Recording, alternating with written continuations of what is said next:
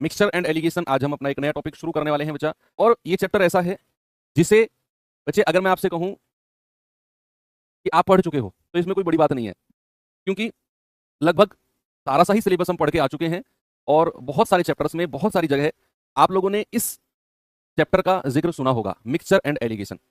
तो अगर मैं मोटा मोटा कहूं तो मिक्सचर एंड एलिगेशन दरअसल कोई चैप्टर नहीं है, ये एक मेथड है सवालों को सॉल्व करने का। तो इसकी डेफिनेशन बिल्कुल ठीक रहेगी। क्यों? क्योंकि हमने इसे परसेंटेज में भी मिक्सर एंड एलिगेशन से क्वेश्चंस किए थे, हमने प्रॉफिट लॉस में भी किए थे, हमने सीआई में भी किए थे, हमने टाइम एंड वर्क में, मतलब आप लगभग हर चैप्टर का देख लो, एक आध दो चैप्टर को तो मैं कहता नहीं, लेकिन लगभग 90% चैप्टर्स में कोई ना कोई टाइप आपको ऐसा मिला होगा जो मिक्सचर एंड एलिगेशन से सॉल्व हुआ होगा। और हर बार जब भी मैंने उस सवाल को आपको कराया तो मैंने पहले ये आपको जरूर बताया कि मिक्सचर एंड एलिगेशन जो है उसकी कंडीशंस क्या होती हैं। क्या कंडीशन होती हैं कि जब दो सब्सटेंस मिलकर या फिर दो पदार्थ मिलकर किसी तीसरे मिश्रण को तैयार करते हैं, जब दो पदार्थ मिलकर किसी तीसरे मिश्रण को तैयार करते हैं, दोनों आपस में मिलेंगे तो मिश्रण बोला जाएगा उसको, है ना। तो वो वहां पर हम हमेशा क्या करेंगे, एलिगेशन मेथड लगाएंगे। ठीक है भैया। तो अब नाम है इंग्लिश में तो मिक्सचर एंड एलिगेशन है। दरअसल मिक्सचर तो मिश्रण होता है, दो चीजों का मिश्रण, ए और बी का, आप कह लो दो तरह के दूध का मिश्रण, दो तरह के, मतलब किसी चीज का भी मिश्रण हो सकता है। Alligation is a method. Alligation क्या है? एलिगेशन इज अ मेथड जिसे हमें यहाँ पर यूज करना है। अब यहाँ पर हम थोड़ा सा डिस्कशन करते हैं कि मिक्सचर का सबसे पहले देखेंगे कि मिश्रण हो किस किस चीज का सकता है ना। देखो ये डेफिनेशन तो आपको पता है कि जब दो अलग अलग चीज को एक साथ मिलाया जाए, जब दो अलग अलग चीज को एक साथ मिलाया जाए तो तीसरी चीज का निर्माण होता है, वहां पर हम एलिगेशन मेथड का यूज करते हैं। अब हम इस चैप्टर में पढ़ेंगे कि वो मिश्रण दो किस किस चीज का हो सकता है। आप ऐसे समझो कि मान लो ये ए है और मान लो ये बी है, और ए और बी को मैंने मिलाया तो यहां सेंटर में क्या रखा जाएगा, इनका मिक्सचर, यानी कि इनका मिश्रण। किसका मिश्रण? ए और बी का। ए और बी का मिश्रण यहां रखा जाएगा और फिर नीचे हमारा ये रेशियो बन जाएगा। अब बेसिकली मैं आपको कुछ लिखवाऊंगा यहाँ पर कि वो मिश्रण ए और बी का किस किस चीज का हो सकता है, किस किस चीज का हो सकता है। होने को तो बहुत सारी चीजों का भी हो जाएगा। हमने तो ऐसे ऐसे चैप्टर में मिश्रण पढ़ लगाया है जहां पर मतलब कोई मतलब ही नहीं बनता कि मिश्रण इनका हो सकता है। हमने तो ब्याज में मिश्रण लगा दिया, अब ब्याज का मिश्रण कैसे होगा? दरअसल वो मिश्रण हुआ नहीं, वहां पर हमने मिश्रण का मेथड लगाया। ठीक है, तो वही चीज है बेसिकली, ये एक मेथड है जैसा कि मैंने आपको बताया जो लग सकता है। तो यहाँ पर ए और बी क्या क्या हो सकते हैं भाई, किस किस चीज का मिश्रण हो सकता है? दूध का, दूध और पानी का मिश्रण हो सकता है भाई, दूध और पानी का मिश्रण हो सकता है, आपने पढ़ा होगा। और भी मुझे बता दो और किस किस का मिश्रण हो सकता है। ठीक है, एल्कोहल और सोडा, दारू पानी आप बोलते हो जैसे, एल्कोहल, एल्कोहल और सोडा का मिश्रण हो सकता है। ठीक है, तीसरा एसिड या अम्ल जिसको कहते हैं, एसिड या फिर जिसको अम्ल कहते हैं, अम्ल और पानी का मिश्रण हो सकता है। ठीक है, और बता दो मुझे किस किस का मिश्रण हो सकता है। भैया क्रय मूल्य का मिश्रण हो सकता है, ये तो हमने पढ़ लिया, कॉस्ट प्राइस का, हमने ये तो प्रॉफिट एंड लॉस में पढ़ा था। ओके, मेटल्स का, धातु का मिश्रण के बारे में भी हम पढ़ेंगे, इसको क्या कहते हैं, मेटल्स। अब वो कुछ भी हो सकता है, सोना चांदी लोहा तांबा कुछ भी हो सकता है ना, उनका मिश्रण हो सकता है। ओके, अगर मैं बात करूं चाल का, समय चाल दूरी में भी हमने क्वेश्चन किया था, स्पीड का भी मिश्रण हो सकता है। और कैसे बनेगा वो सवाल में हम पढ़ेंगे, लेकिन किन किन चीजों को हम मिश्रण में यूज करेंगे बेसिकली आपको मैं यहां पर लिखवा रहा हूं। ठीक है, तो ये तो सबसे पहले हमने पढ़ लिया कि किस किस चीज का मिश्रण हो सकता है। अब हम पढ़ेंगे मिश्रण के रूल। एक दो रूल हैं बेसिकली। मिश्रण के रूल क्या है जरा देखेंगे। सबसे पहला रूल है कि अगर मैंने यहां पर ए लिया, यहां पर बी लिया, और इन दोनों का मिश्रण यहां पर लेना है, इन दोनों का क्या करना है, मिक्सचर यहां पर लेना है। तो बच्चे हमेशा मिश्रण को सपोज मैं नाम दे देता हूं सी, मिश्रण को मैंने क्या नाम दे दिया, मिश्रण को नाम दे दिया मैंने सी। अब पहला रूल क्या कहता है, पहला रूल है कि जो मिश्रण है ना, जो मिश्रण है सी, वो ए या बी में से, ए और बी में से, और बी में से किसी एक से बड़ा होगा, किसी एक से बड़ा होगा, ए या बी में से किसी एक से भी, किसी एक से बड़ा होगा, और दूसरे से, और दूसरे से छोटा होगा, छोटा होगा। ये भी कंडीशन आप कई बार पढ़ चुके हैं कि भैया जो यहां पर मिश्रण बनता है वो इन दोनों में से किसी एक से बड़ा होगा, चाहे वो इससे हो चाहे इससे हो, सी जो है वो बड़ा होगा, और इन दोनों में से दूसरे से छोटा होगा, दोनों में से दूसरे से छोटा होगा। अब यहां पर नीचे जो अनुपात बनता है भैया, इन देखो यहां तक तो बात क्लियर हो गई कि इन दोनों का मिश्रण बनके तैयार हुआ सी, और जो सी है वो ए या बी में से किसी एक से बड़ा होगा और दूसरे से छोटा होगा, इतनी बात क्लियर है। अब जो नीचे यहां पर आपका रेशियो बनता है, ये जो रेशियो बनता है, ये बनता है मान लो सी और बी में से, यहां पर जो तीर लग रहे हैं इस तरीके से, सी और बी में से बड़े में से छोटा घटाना है, बड़े में से छोटा घटाना है। बिल्कुल सिंपल लैंग्वेज में लिख रहा हूं ताकि आपका रिवीजन के टाइम पे आपको ऐसा ना लगे कि यार ये क्या लैंग्वेज है। यहां पर इन दोनों में देख लो, सी और ए में से, सी और ए में से बड़े में से छोटा घटाना है, छोटा घटाना है। बस ये रेशियो हमारा नीचे वाला तैयार हो जाएगा, यहां पर ये अनुपात। जब मैं यहां वाला रेशियो लिखूंगा तो सी और बी में से बड़े में से छोटा घटाना, जो बड़ा होगा उसमें से छोटा, और या जब मैं यहां की बात करूंगा तो सी और ए में से बड़े में से छोटा घटाना है, जो भी बड़ा होगा उसमें से छोटा माइनस करना है। ठीक है भाई, कोई प्रॉब्लम किसी को नहीं है, ये रूल क्लियर है। बस इतनी सी थ्योरी है इसमें, और कुछ नहीं। बाकी और जो छोटी छोटी चीजें, छोटी छोटी बातें आती जाएंगी, वो हम टाइप वाइज चीजों को आपको कराता जाऊंगा मैं आगे। ठीक है, नेक्स्ट चलते हैं, अपने टाइप 1 की तरफ चलते हैं। ठीक है भाई, चलिए पहला क्वेश्चन है, ये क्या हो गया,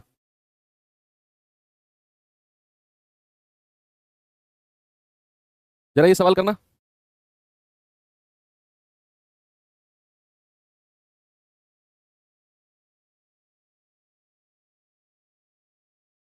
एक पंसारी को क्रमशः 165 और 285 रुपए प्रति किलोग्राम वाले चावल की दो किस्म को किस अनुपात में मिलाना चाहिए ताकि 195 किलोग्राम वाला मिश्रण प्राप्त हो सके। देखो यहां पर वो क्रय मूल्य यानी कि कॉस्ट प्राइस का मिश्रण कर रहा है। कह रहा है कि दो तरह के चावल हैं, दो तरह के राइस हैं, एक की कीमत है 165 रुपए पर केजी, एक की कीमत है 285। कह रहा दोनों को मिलाओ। देखो उसने साफ बोला है दो किस्म के चावल को किस अनुपात में मिलाना चाहिए। भैया दो चावल को ना वो मिला रहा है आपस में, अब मिला रहा है तो भैया मिश्रण हो गया। और कह रहा मिलाने के बाद में 195 रुपए वाला किलोग्राम वाला मिश्रण हमें प्राप्त हो सके।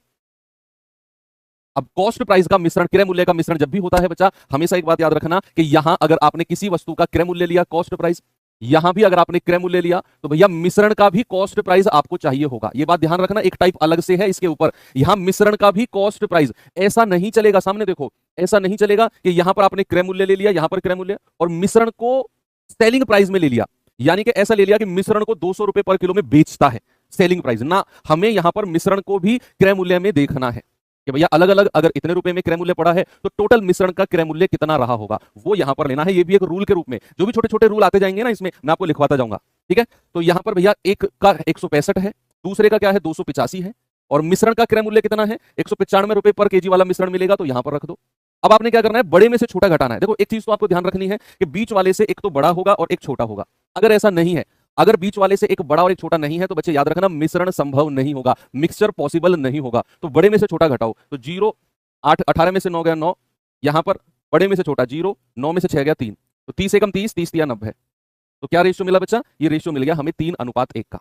ओके आगे चलो, नेक्स्ट नेक्स्ट ये सवाल करिए जरा।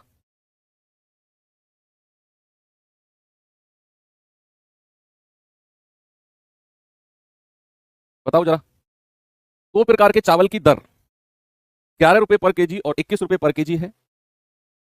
यार ये आगे बढ़ क्यों नहीं रहा है भैया,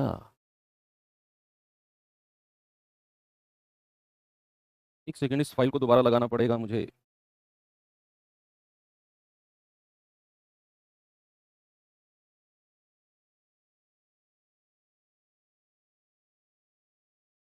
आप तब तक इसको करो सवाल को, डेटा तो आपको मिल गया होगा। मैं फाइल को, थोड़ी सी फाइल डिस्टर्ब हुई है, मैं इसको दोबारा लगाता हूँ फाइल को तब तक, है ना। आप इस सवाल को कर लो।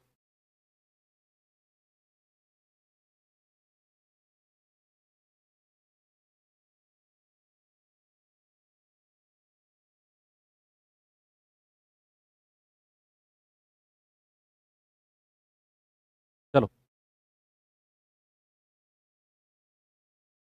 मेरा दो प्रकार के चावल की दर 11 रुपए पर केजी और 21 रुपए पर केजी है। 17 रुपए पर किलोग्राम की दर से मिश्रण प्राप्त करने के लिए दो प्रकार के चावल का अनुपात बताओ। भाई एक चावल 11 रुपए पर केजी वाला है, दूसरा 17 है।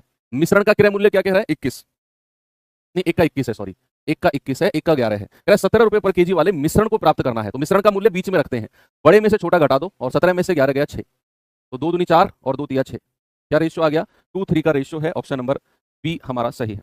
ओके आगे चले, नेक्स्ट ये सवाल देखिए जरा।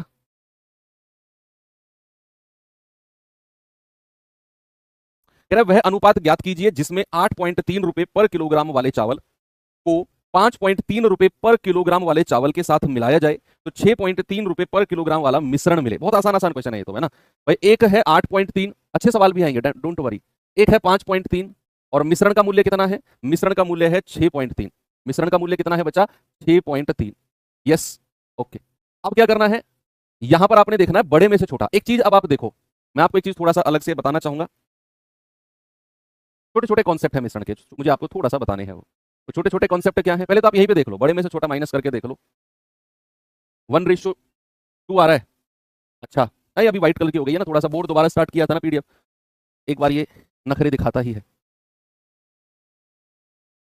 हो गया, है ना। चलो देखो अब मैं आपको बताता हूं हुआ क्या कि छोटे छोटे कॉन्सेप्ट है, समझना बात को गौर से बच्चा। अगर मैंने यहां पे किया है 2.3, मैंने बोला 2.9 और मैंने ले लिया 2.6। अब यहां पर एक चीज देखो, कॉन्सेप्ट सिखा रहा हूं। यहां पर देखो डेसिमल के बाद एक संख्या, डेसिमल के बाद एक संख्या और डेसिमल के बाद एक संख्या, तीनों में डेसिमल के बाद एक एक है। तो आप डेसिमल से डेसिमल हटा सकते हो, यानी कि 23, 29 और बीच में 26, इस तरीके से आप लिख सकते हो। एक कॉन्सेप्ट तो ये हो गया। दूसरा कॉन्सेप्ट क्या है कि सपोज मैंने यहां पे लिखा है 2/3, मैंने यहां पे लिखा 5/9 और मैंने यहां पे लिखा 7/9 और यहां पे मैंने लिखा 8/9, सॉरी 8/9 और मैंने यहां पे लिखा 5/6। अब मैंने कुछ इस तरीके से लिखा। अब मुझे नहीं पता कि बड़ा कौन सा है, छोटा कौन सा है और किस में से किसको घटाना है। भाई मेरे सामने तो बड़ा चैलेंज आ गया कि बड़ा कौन सा है, छोटा कौन सा है, किस में से किसको घटाना है, बड़ी प्रॉब्लम आ गई ना। तो यहां पर इस तरह का मिश्रण जब भी आएगा बच्चा, तो क्या करना है, तीनों में देखो, जो तीनों का डिनोमिनेटर है ना, जो तीनों का हर है, उसके ऊपर गौर करो जरा और एलसीएम ले लो। एलसीएम ऑफ 3, 9 एंड 6 कितना आ जाएगा, 18। यही आपने करना है। जब भी मिश्रण में कुछ फ्रैक्शन वाले सवाल, फ्रैक्शन वाली वैल्यूज, भिन्न वाली वैल्यूज आ जाएं, तो आप क्या करो, उनके डिनोमिनेटर यानी कि हर का एलसीएम लेकर और मल्टीप्लाई कर दो तीनों में। यहां भी 18 से मल्टीप्लाई, यहां भी 18 से और यहां भी 18 से। तो क्या मिलेगा, 3 6 18 और 6 दूनी 12, 12 तो यहां मिल गया, 9 दूनी 18 और 8 दूनी 16 यहां मिल गया, 6 तिया 18 और 5 तिया 15 यहां मिल गया। अब क्या करना है, आपने बड़े में से छोटा, 16 में से 15 गया 1 और 15 में से 12 गया 3, ये रेशियो बनाना है 1:3 का। ओके, यही करना है। और कॉन्सेप्ट देखो, मान लो अगर कुछ इस तरीके से हुआ कि भैया 5/7 और 3 और 11 या 4/7, 3 और 11/14।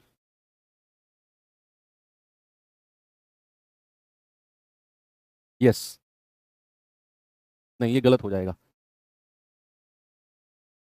4/7, हाँ सही तो है, 11/14। चलो, अगर इस तरीके से आ जाए, यानी कि केवल दो का ही आपको फ्रैक्शन मिले और एक आपको कंप्लीट नंबर मिल जाए, तो उस केस में कैसे हम सॉल्व करेंगे, कुछ भी नहीं है। उस केस में आपने क्या करना है, दो का डिनोमिनेटर ले लो। क्या करो भैया, एलसीएम ऑफ 7 एंड 14, क्या करना है, एलसीएम ऑफ 7 एंड 14 कितना आ गया, 14, और 14 की मल्टीप्लाई तीनों में कर दो। यहां भी करना है, ऐसा नहीं है कि सर एलसीएम तो हमने इन दोनों का लिया तो इन दोनों में ही मल्टीप्लाई होगी। यही तो बात मैं आपको बताना चाहता हूं बच्चा, कि अगर आप इस पूरे एलिगेशन वाले कॉन्सेप्ट में किसी एक में भी अगर आप मल्टीप्लाई कर रहे हो ना, तो आपको तीनों में मल्टीप्लाई करना पड़ेगा, तीनों में। यहां भी 14, यहां भी 14 और यहां भी 14। ये गया 11 बचा, 7 दूनी 14, 4 दूनी 8 और ये आ गया 14 तिया 42। और यहां पर आप रेशियो ले लेना, कितना आएगा, 31 और ये आ जाएगा 3, कितना आ जाएगा, 31 और 3। तीसरा देखो कॉन्सेप्ट क्या है, तीसरा कॉन्सेप्ट है बच्चा, मान लो अगर यहां पर ऐसे हुआ 1/2, 4 और 3, कुछ इस तरीके से हुआ, यानी कि फ्रैक्शन यानी कि भिन्न आपको केवल एक में ही दिख रहा है। देखो हमने यहां से शुरू किया था कि तीनों में अगर फ्रैक्शन हो, फिर मैंने क्या बोला, केवल दो में फ्रैक्शन हो, और अब मैं कह रहा हूं अगर केवल एक में ही फ्रैक्शन हो, तो भैया फिर तो एलसीएम लेना ही नहीं है। फिर क्या करना है, जो इसका डिनोमिनेटर है ना, इसकी मल्टीप्लाई तीनों में कर दो, जो डिनोमिनेटर है इसी की ही मल्टीप्लाई तीनों में कर दो, सवाल आसान हो जाएगा। क्या करना है, आप कहेंगे सर 2 से 2 गया, यहां 1 बचा, 3 दूनी 6 और 4 दूनी 8, तो बड़े में से छोटा, 8 में से 6 गया 2 और 6 में से 1 गया 5, तो क्या रेशियो आ गया, रेशियो आ गया आपका 2 and 5 का। कितना आ गया, 2 and 5 का रेशियो आपको मिल गया। ठीक है, तो इस तरह से सॉल्व होते हैं। और देखो आगे, मान लो अगर मैंने यहां पे बोला 25 और 30 और नीचे का रेशियो दे दिया आपको 2 और 3, नीचे का रेशियो क्या दे दिया, 2 and 3, और मैंने आपसे बोला कि बताओ ये बीच वाली वैल्यू कैसे निकालते हैं, बीच वाली वैल्यू को निकालो। मैंने आपको ये सिखाया भी है, ये वाला कॉन्सेप्ट तो मैंने आपको 2-3 चैप्टर में लगवाया भी है, और आप अगर सीरियसली पढ़ रहे हैं तो आपको पता होगा कैसे निकालते हैं। मैंने आपसे क्या बोला, ये वैल्यू दे दी 25, ये 30 और नीचे का रेशियो दे दिया, पूछ लिया बताओ मिश्रण की वैल्यू क्या होगी। तो उसका कॉन्सेप्ट क्या होता है बच्चा, इन दोनों की मल्टीप्लाई, जो साइड बाय साइड है इन दोनों की मल्टीप्लाई, 25 गुणा 2 प्लस इन दोनों की मल्टीप्लाई 30 गुणा 3 बटा डिवाइड बाई, और जो नीचे का अनुपात है उसको जोड़ दो, 2 + 3, कितना आएगा, 25 दूनी 50, 30 तिया 90 और डिवाइड बाई 3 और 2 5, यानी कि 140 डिवाइड बाई 5 और ये आ जाएगा 28, कितना आ जाएगा, 28। बस यही आपने करना है कि इन दोनों की मल्टीप्लाई प्लस इन दोनों की मल्टीप्लाई डिवाइड बाई और इस रेशियो को ऐड कर दो, तो आपको मिलेगा 28। ओके, बात क्लियर है। ऐसे भी बीच वाला भी रेशियो निकाल सकते हो। तो आते हैं अपने सवाल की तरफ। क्या था सवाल, जरा देखेंगे भाई। एक तरफ 8.3, एक तरफ 5.3 और बीच में 6.3, तो पॉइंट से पॉइंट हटा दूं मैं। 63 में से 53 गया 10 और 83 में से 63 गया तो 20, तो क्या रेशियो मिल गया, 10 एकम 10, 10 दूनी 20। ये रेशियो आ गया बच्चा 1 2 का, ऑप्शन नंबर ए। आगे चलो नेक्स्ट, इस सवाल को देखिए जरा। दो अलग अलग दवाइयों में अल्कोहल की मात्रा, अलग अलग दवाइयों में अल्कोहल की मात्रा क्रमशः 20% और 40% है। इन दोनों को किस अनुपात में मिलाया जाना चाहिए ताकि मिश्रण में अल्कोहल की मात्रा 28% हो जाए। बच्चे यहां भी आपको एक चीज ध्यान रखनी है। अब यहां पर सवाल थोड़ा सा कॉन्सेंट्रेशन यानी कि सांद्रता का आ गया। सांद्रता कॉन्सेंट्रेशन यानी कि जो चीज परसेंटेज में दे रखी हो। तो उसने बोला कि दो अलग अलग दवाई हैं, एक में अल्कोहल 20% है, दूसरे में अल्कोहल 40% है। तो जब आप एलिगेशन कर रहे होंगे तो एक तरफ अल्कोहल 20% पहली दवाई में, दूसरी दवाई में अल्कोहल 40%। तो बच्चे मिश्रण में भी आपको अल्कोहल का ही परसेंटेज चाहिए। कई बार सवाल में क्या देगा, सामने देखो, ये तो अल्कोहल के परसेंटेज दे देगा, लेकिन यहां पर कह देगा कि मिश्रण में पानी जो है वो कुछ और, मान लो ये 28 की जगह ऐसे कह देता कि मिश्रण में जो पानी है ना वो 72% है। ये पानी मिश्रण में पानी जो है, नए मिश्रण में पानी की मात्रा 72% है। तो उस केस में क्या यहां पर आप 72 लिखते? नहीं, यहां पर फिर 72 नहीं लिखते। यहां पर हम क्या लिखते? हम देखते कि भैया ये जो 20 और 40 जो है ये मिश्रण, ये अल्कोहल के परसेंटेज है, तो मिश्रण में भी अल्कोहल का ही परसेंटेज चाहिए हमको। भाई जब अल्कोहल का मिश्रण करोगे तो अल्कोहल ही मिलेगा। तो आपको फिर उस केस में 100 में से 72 माइनस करना पड़ता, क्योंकि 72% अगर पानी है तो 100 माइनस 72 यानी कि 28% अल्कोहल। लेकिन उसने इस सवाल में हमें अल्कोहल ही 28 दे दिया, तो फिर हम बीच में अल्कोहल, छोटी छोटी बातों को समझते चलेंगे जो मैं बोल रहा हूं। कई बच्चे होते हैं जो बातों पर ध्यान नहीं देते हुए, हो तो गया क्वेश्चन, क्यों क्वेश्चन का चीर फाड़ कर रहे हो सर, आगे बढ़ो। ऐसा नहीं, बहुत सारी चीजें समझने वाली होती हैं। सवाल का आंसर निकालना ही केवल मकसद नहीं होता हमारा। 40 में से 28 गया 12 और 28 में से 20 गया 8, तो 4 दूनी 8 और 4 तिया 12। तो किस रेशियो में मिलाया जाना चाहिए भैया? 3-2 के अनुपात में मिलाया जाना चाहिए। ये सवाल करिए।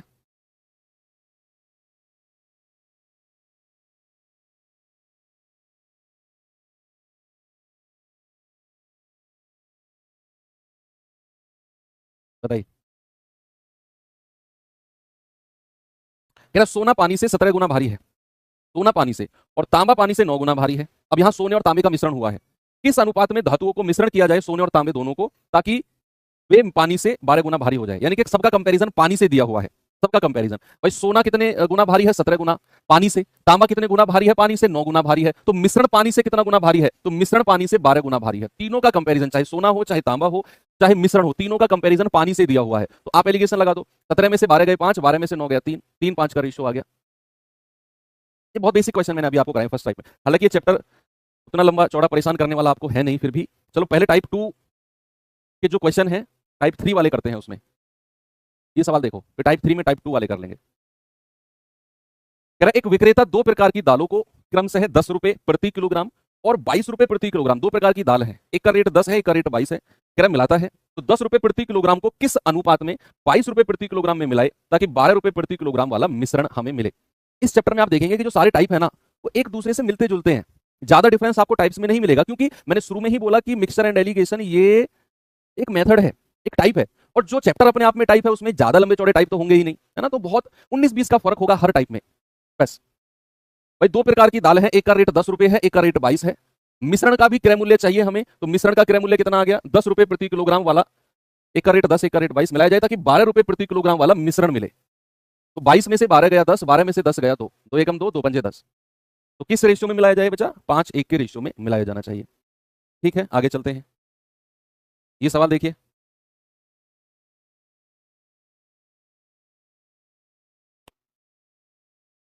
सवाल है 18 रुपए पर केजी वाले मूल्य। अब देखो सवाल थोड़ा सा डिफरेंस आया है सवाल में। सवाल क्या कह रहा है? सवाल कह रहा है 18 रुपए पर केजी वाला मूल्य के 5 किलो गेहूं। अब यहां हमें क्वांटिटी मात्रा दे दी कि भैया एक गेहूं है जिसका मूल्य 18 रुपए पर किलो है और उसकी मात्रा कितनी है? 5 किलो। कह रहा है को 2 किलो अन्य प्रकार का गेहूं, एक तो 5 किलो तो ये हो गया 18 वाला, 2 किलो अन्य प्रकार के गेहूं के साथ मिलाकर 20 रुपए प्रति किलोग्राम वाला मिश्रण तैयार किया गया है। तो बताओ महंगे वाले गेहूं का मूल्य कितना है? ये बड़ा अच्छा सवाल है, बहुत अच्छा, समझने की कोशिश करना। मैं आपको बेसिकली समझाता हूं सवाल है क्या। दो प्रकार के गेहूं है, दो प्रकार के वीट हैं, एक का रेट है 18 रुपए, आपने दुकानदार से कहा 5 किलो दे दो, समझना। एक का रेट है 18 रुपए 1 किलो, आपने दुकानदार से कहा 5 किलो दे दो। अब दूसरे तरह का गेहूं है, उसका रेट कुछ और है, वही रेट हमें निकालना है। आपने कहा इसमें से 2 किलो दे दो। जो दूसरे वाला है जिसका रेट हमें सवाल में नहीं दिया, अन्य प्रकार का गेहूं, बस ये बोल दिया अन्य प्रकार का गेहूं, आपने उसमें से 2 किलो ले लिया, दोनों को मिला दिया, पहले वाले का 5 किलो, दूसरे का 2 किलो मिला दिया, और मिश्रण को आप बेचने, मतलब मिश्रण का जो क्रय मूल्य है, मिश्रण जब आप बेचने जाएंगे तो आपको मिश्रण का जो आपको क्रय मूल्य पड़ा दोनों को मिलाकर वो 20 रुपए पर किलो वाला मिश्रण है आपको मिला है। तो कह रहा है बताओ जो महंगे वाला गेहूं आपने खरीदा 2 किलो, उसका रेट कितना रहा होगा? तो वही एलिगेशन लगाना है। भाई पहले वाले का क्रय मूल्य 18, दूसरे वाले का क्रय मूल्य हमें नहीं पता, और मिश्रण का क्रय मूल्य कितना है? 20, और नीचे जो रेशियो आएगा वो वजन का रेशियो आएगा। किसका रेशियो आएगा बच्चा? नीचे रेशियो आएगा वेट का, वजन का। तो जो 18 रुपए प्रति किलोग्राम वाला गेहूं था उसका वजन कितना था बताना जरा। 18 रुपए पर किलो वाले का वजन कितना था? 5 किलो। अनुपात, और दूसरे वाले का वजन कितना था 2 किलो, तो ये रेशियो आ जाएगा 5:2 का। अब हमें यहां पहुंचना है, कैसे पहुंचे, लगाओ दिमाग। मैंने आपसे क्या बोला, एक का रेट 18 रुपए पर किलोग्राम, दूसरे का हमें निकालना है, हमें नहीं पता, और मिक्सचर का मूल्य 20 रुपए पर किलोग्राम वाला मिश्रण है वो बीच में रखेंगे, और नीचे जो रेशियो बनेगा वो वेट यानी कि वजन का बनेगा, यानी कि पहले वाला अगर 5 किलो है तो दूसरे वाला कितना है 2 किलो। अब हमें यहां पहुंचना है, लगाओ दिमाग कैसे हम कर सकते हैं।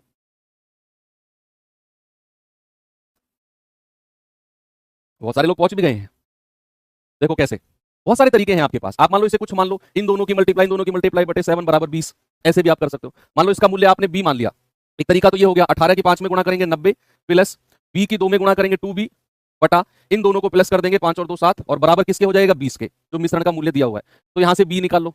एक तो ये तरीका हो गया, है ना, सिंपल है ये तरीका भी, आराम से आप निकाल लेंगे कि 90 प्लस 2b, जो बीच वाली वैल्यू निकालने वाला तरीका बताया था उसी को लगा दिया, 140, तो 2b कितना हो जाएगा 90 घटेगा 50, तो 2 से घटेगा 25 बार, यानी कि बी की वैल्यू कितनी मिल गई 25। एक तो मेथड ये हो गया, आप इससे जाना चाहो जा सकते हो, कोई प्रॉब्लम नहीं है। मैं एक और मेथड आपको बता देता हूं, समझना, उसमें आपको शायद इतनी कैलकुलेशन ना करनी पड़े। कैसे करेंगे जरा उसको देखिए। भाई आपने क्या करना है बेसिकली, इन दोनों में देखो बड़े में से छोटा घटाओ, देखो सामने 20 में से 18 गया 2, कितना आ गया 20 में से 18 गया 2। अब जो नीचे वाला रेशियो है 2, इस 2 यूनिट की वैल्यू कितनी मिलेगी 2, तो 2 यूनिट की वैल्यू 2, तो 1 यूनिट की वैल्यू कितनी मिलेगी 1, भाई 2 यूनिट की वैल्यू 2, तो 1 की वैल्यू कितनी है 1, तो इस 5 की वैल्यू कितनी हो जाएगी 5 गुणा 1, दैट इज 5, कितनी हो जाएगी 5। बात क्लियर है कि नहीं, मैंने आपसे क्या बोला, मैंने बोला 2 यूनिट की वैल्यू 2, 1 की वैल्यू 1, तो 5 की वैल्यू कितनी है 5। अब आप देखो मैंने आपसे क्या बोला था कि जो बीच वाला है इससे एक तो बड़ा होना चाहिए और एक छोटा। अब ये 20 से छोटा है 18, तो क्या ये वाला बड़ा होना चाहिए, फिर से देखेंगे कि 20 से छोटा है ये, तो क्या ये वाला 20 से बड़ा होगा, हाँ जी, और अगर 20 से बड़ा होगा तो 20 में कितना जोड़ना पड़ेगा, जो ये वाला 5 सामने रखा हुआ है, तो ये जोड़ दो, तो आप कहेंगे सर 25 आ गया। एक तरीका ये है, आपने क्या बोला, नीचे आपने रेशियो लिया, 2 यूनिट की वैल्यू 2, 1 की वैल्यू 1, तो 5 की वैल्यू कितनी है 5। अब आपने देखा 20 से एक छोटा है तो दूसरा क्या होगा बड़ा होगा, तो 20 में बड़ा होगा तो 20 में प्लस करना है, तो 20 में कितना प्लस करें, 20 में ये वाला 5 प्लस कर दो, आपको मिल जाएगा 25। दोनों तरीके आपको क्लियर है, ये भी और पिछले वाला ये भी। ये चलिए इसको बताओ,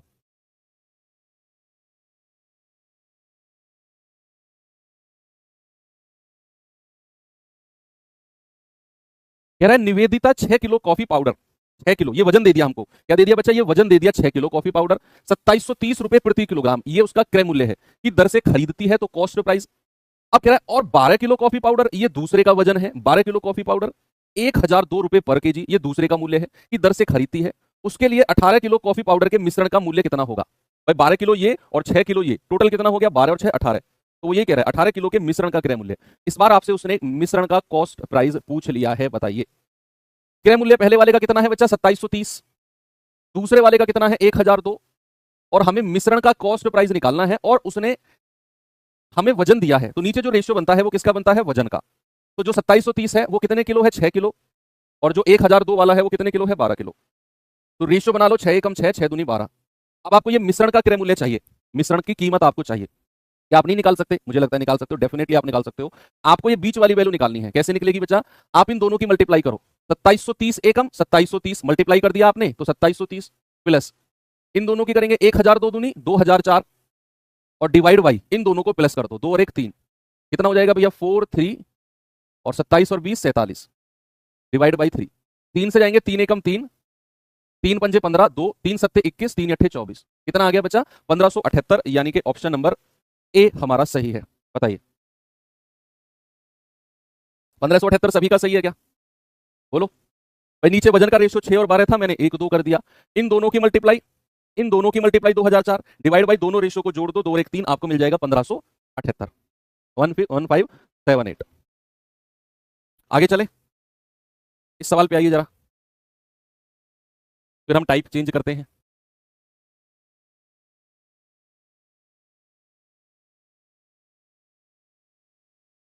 18 कहां गया, 18 कहीं नहीं गया, हमने 6 और 12 का रेशियो ले लिया, भाई 12 और 6 मिलकर ही तो 18 किलो बना था, एक था 12 किलो, एक था 6 किलो, टोटल कितना हो गया 18 किलो, तो मिश्रण 18 किलो का ही हुआ ना 12 और 6 मिलकर, तो हमने 18 का क्या किया 6 और 12 का रेशियो ले लिया 1 2, हमने 18 की जरूरत ही नहीं पड़ी हमें। कह रहा 5 किलो चीनी जिसका क्रय मूल्य 75 रुपए है, अब इस चीनी का वजन कितना है 5 किलो और इसका मूल्य कितना है 75 रुपए, कह रहा 10 किलो चीनी दूसरी है अन्य किस्म की चीनी जिसका क्रय मूल्य 180 है। अब दूसरे वाले का वजन नहीं है हमारे पास, लेकिन उसका मूल्य दे दिया। अगर आपस में मिश्रित किया जाता है और 300 रुपए में बेच दिया जाता है, तो लाभ प्रतिशत बताओ क्या होगा? है? एक सेकंड, ये क्वेश्चन तो मिश्रण का है ही नहीं। नहीं है? है। बिल्कुल है। मिश्रण का क्रय मूल्य आपको निकालना पड़ेगा पहले। पहले क्या करो, मिश्रण का क्रय मूल्य। अब बहुत सारे बच्चे इस सवाल को देखकर परेशान हो जाएंगे, वो कहेंगे सर इसमें सब कुछ तो दिया है, इसमें निकालना क्या है? अरे भैया, इसमें आपको मैंने बोला ये 5 किलो चीनी है, 75 उसका क्रय मूल्य, ये 10 किलो चीनी है, 180 रुपए उसका कॉस्ट प्राइस। अब कह रहा है मिश्रण को 300 में बेचा। ये 300 का काम तो बाद का है, हमें पहले मिश्रण का कॉस्ट प्राइस निकालना है, मिश्रण का क्रय मूल्य निकालना है पहले। तो ये जो 300 है ना बच्चा, ये तो मिश्रण का एसपी दिया हुआ है, मिक्सचर का एसपी, सेलिंग प्राइस। सबसे पहले आपको क्या निकालना है? मिश्रण का सीपी कितना है, सीपी कॉस्ट प्राइस कितना है, खरीदा कितने में मिश्रण को या पड़ा कितने में वो मिश्रण। तो आपको क्या करना है भैया, एक प्रकार की चीनी का मूल्य 75 रुपए, दूसरे वाली का मूल्य 180, दोनों को मिलाया तो मिश्रण का भी क्रय मूल्य चाहिए हमको, कॉस्ट प्राइस। और नीचे जो रेशियो होगा बच्चा किसका होगा, अब आपको समझ में आ गया, नीचे रेशियो वजन का होगा, वेट का। तो एक 75 वाली चीनी कितने किलो है? 5 किलो। और जो 180 रुपए वाली चीनी कितने किलो है? 10 किलो। तो 5 एकम 5, 5 दूनी 10।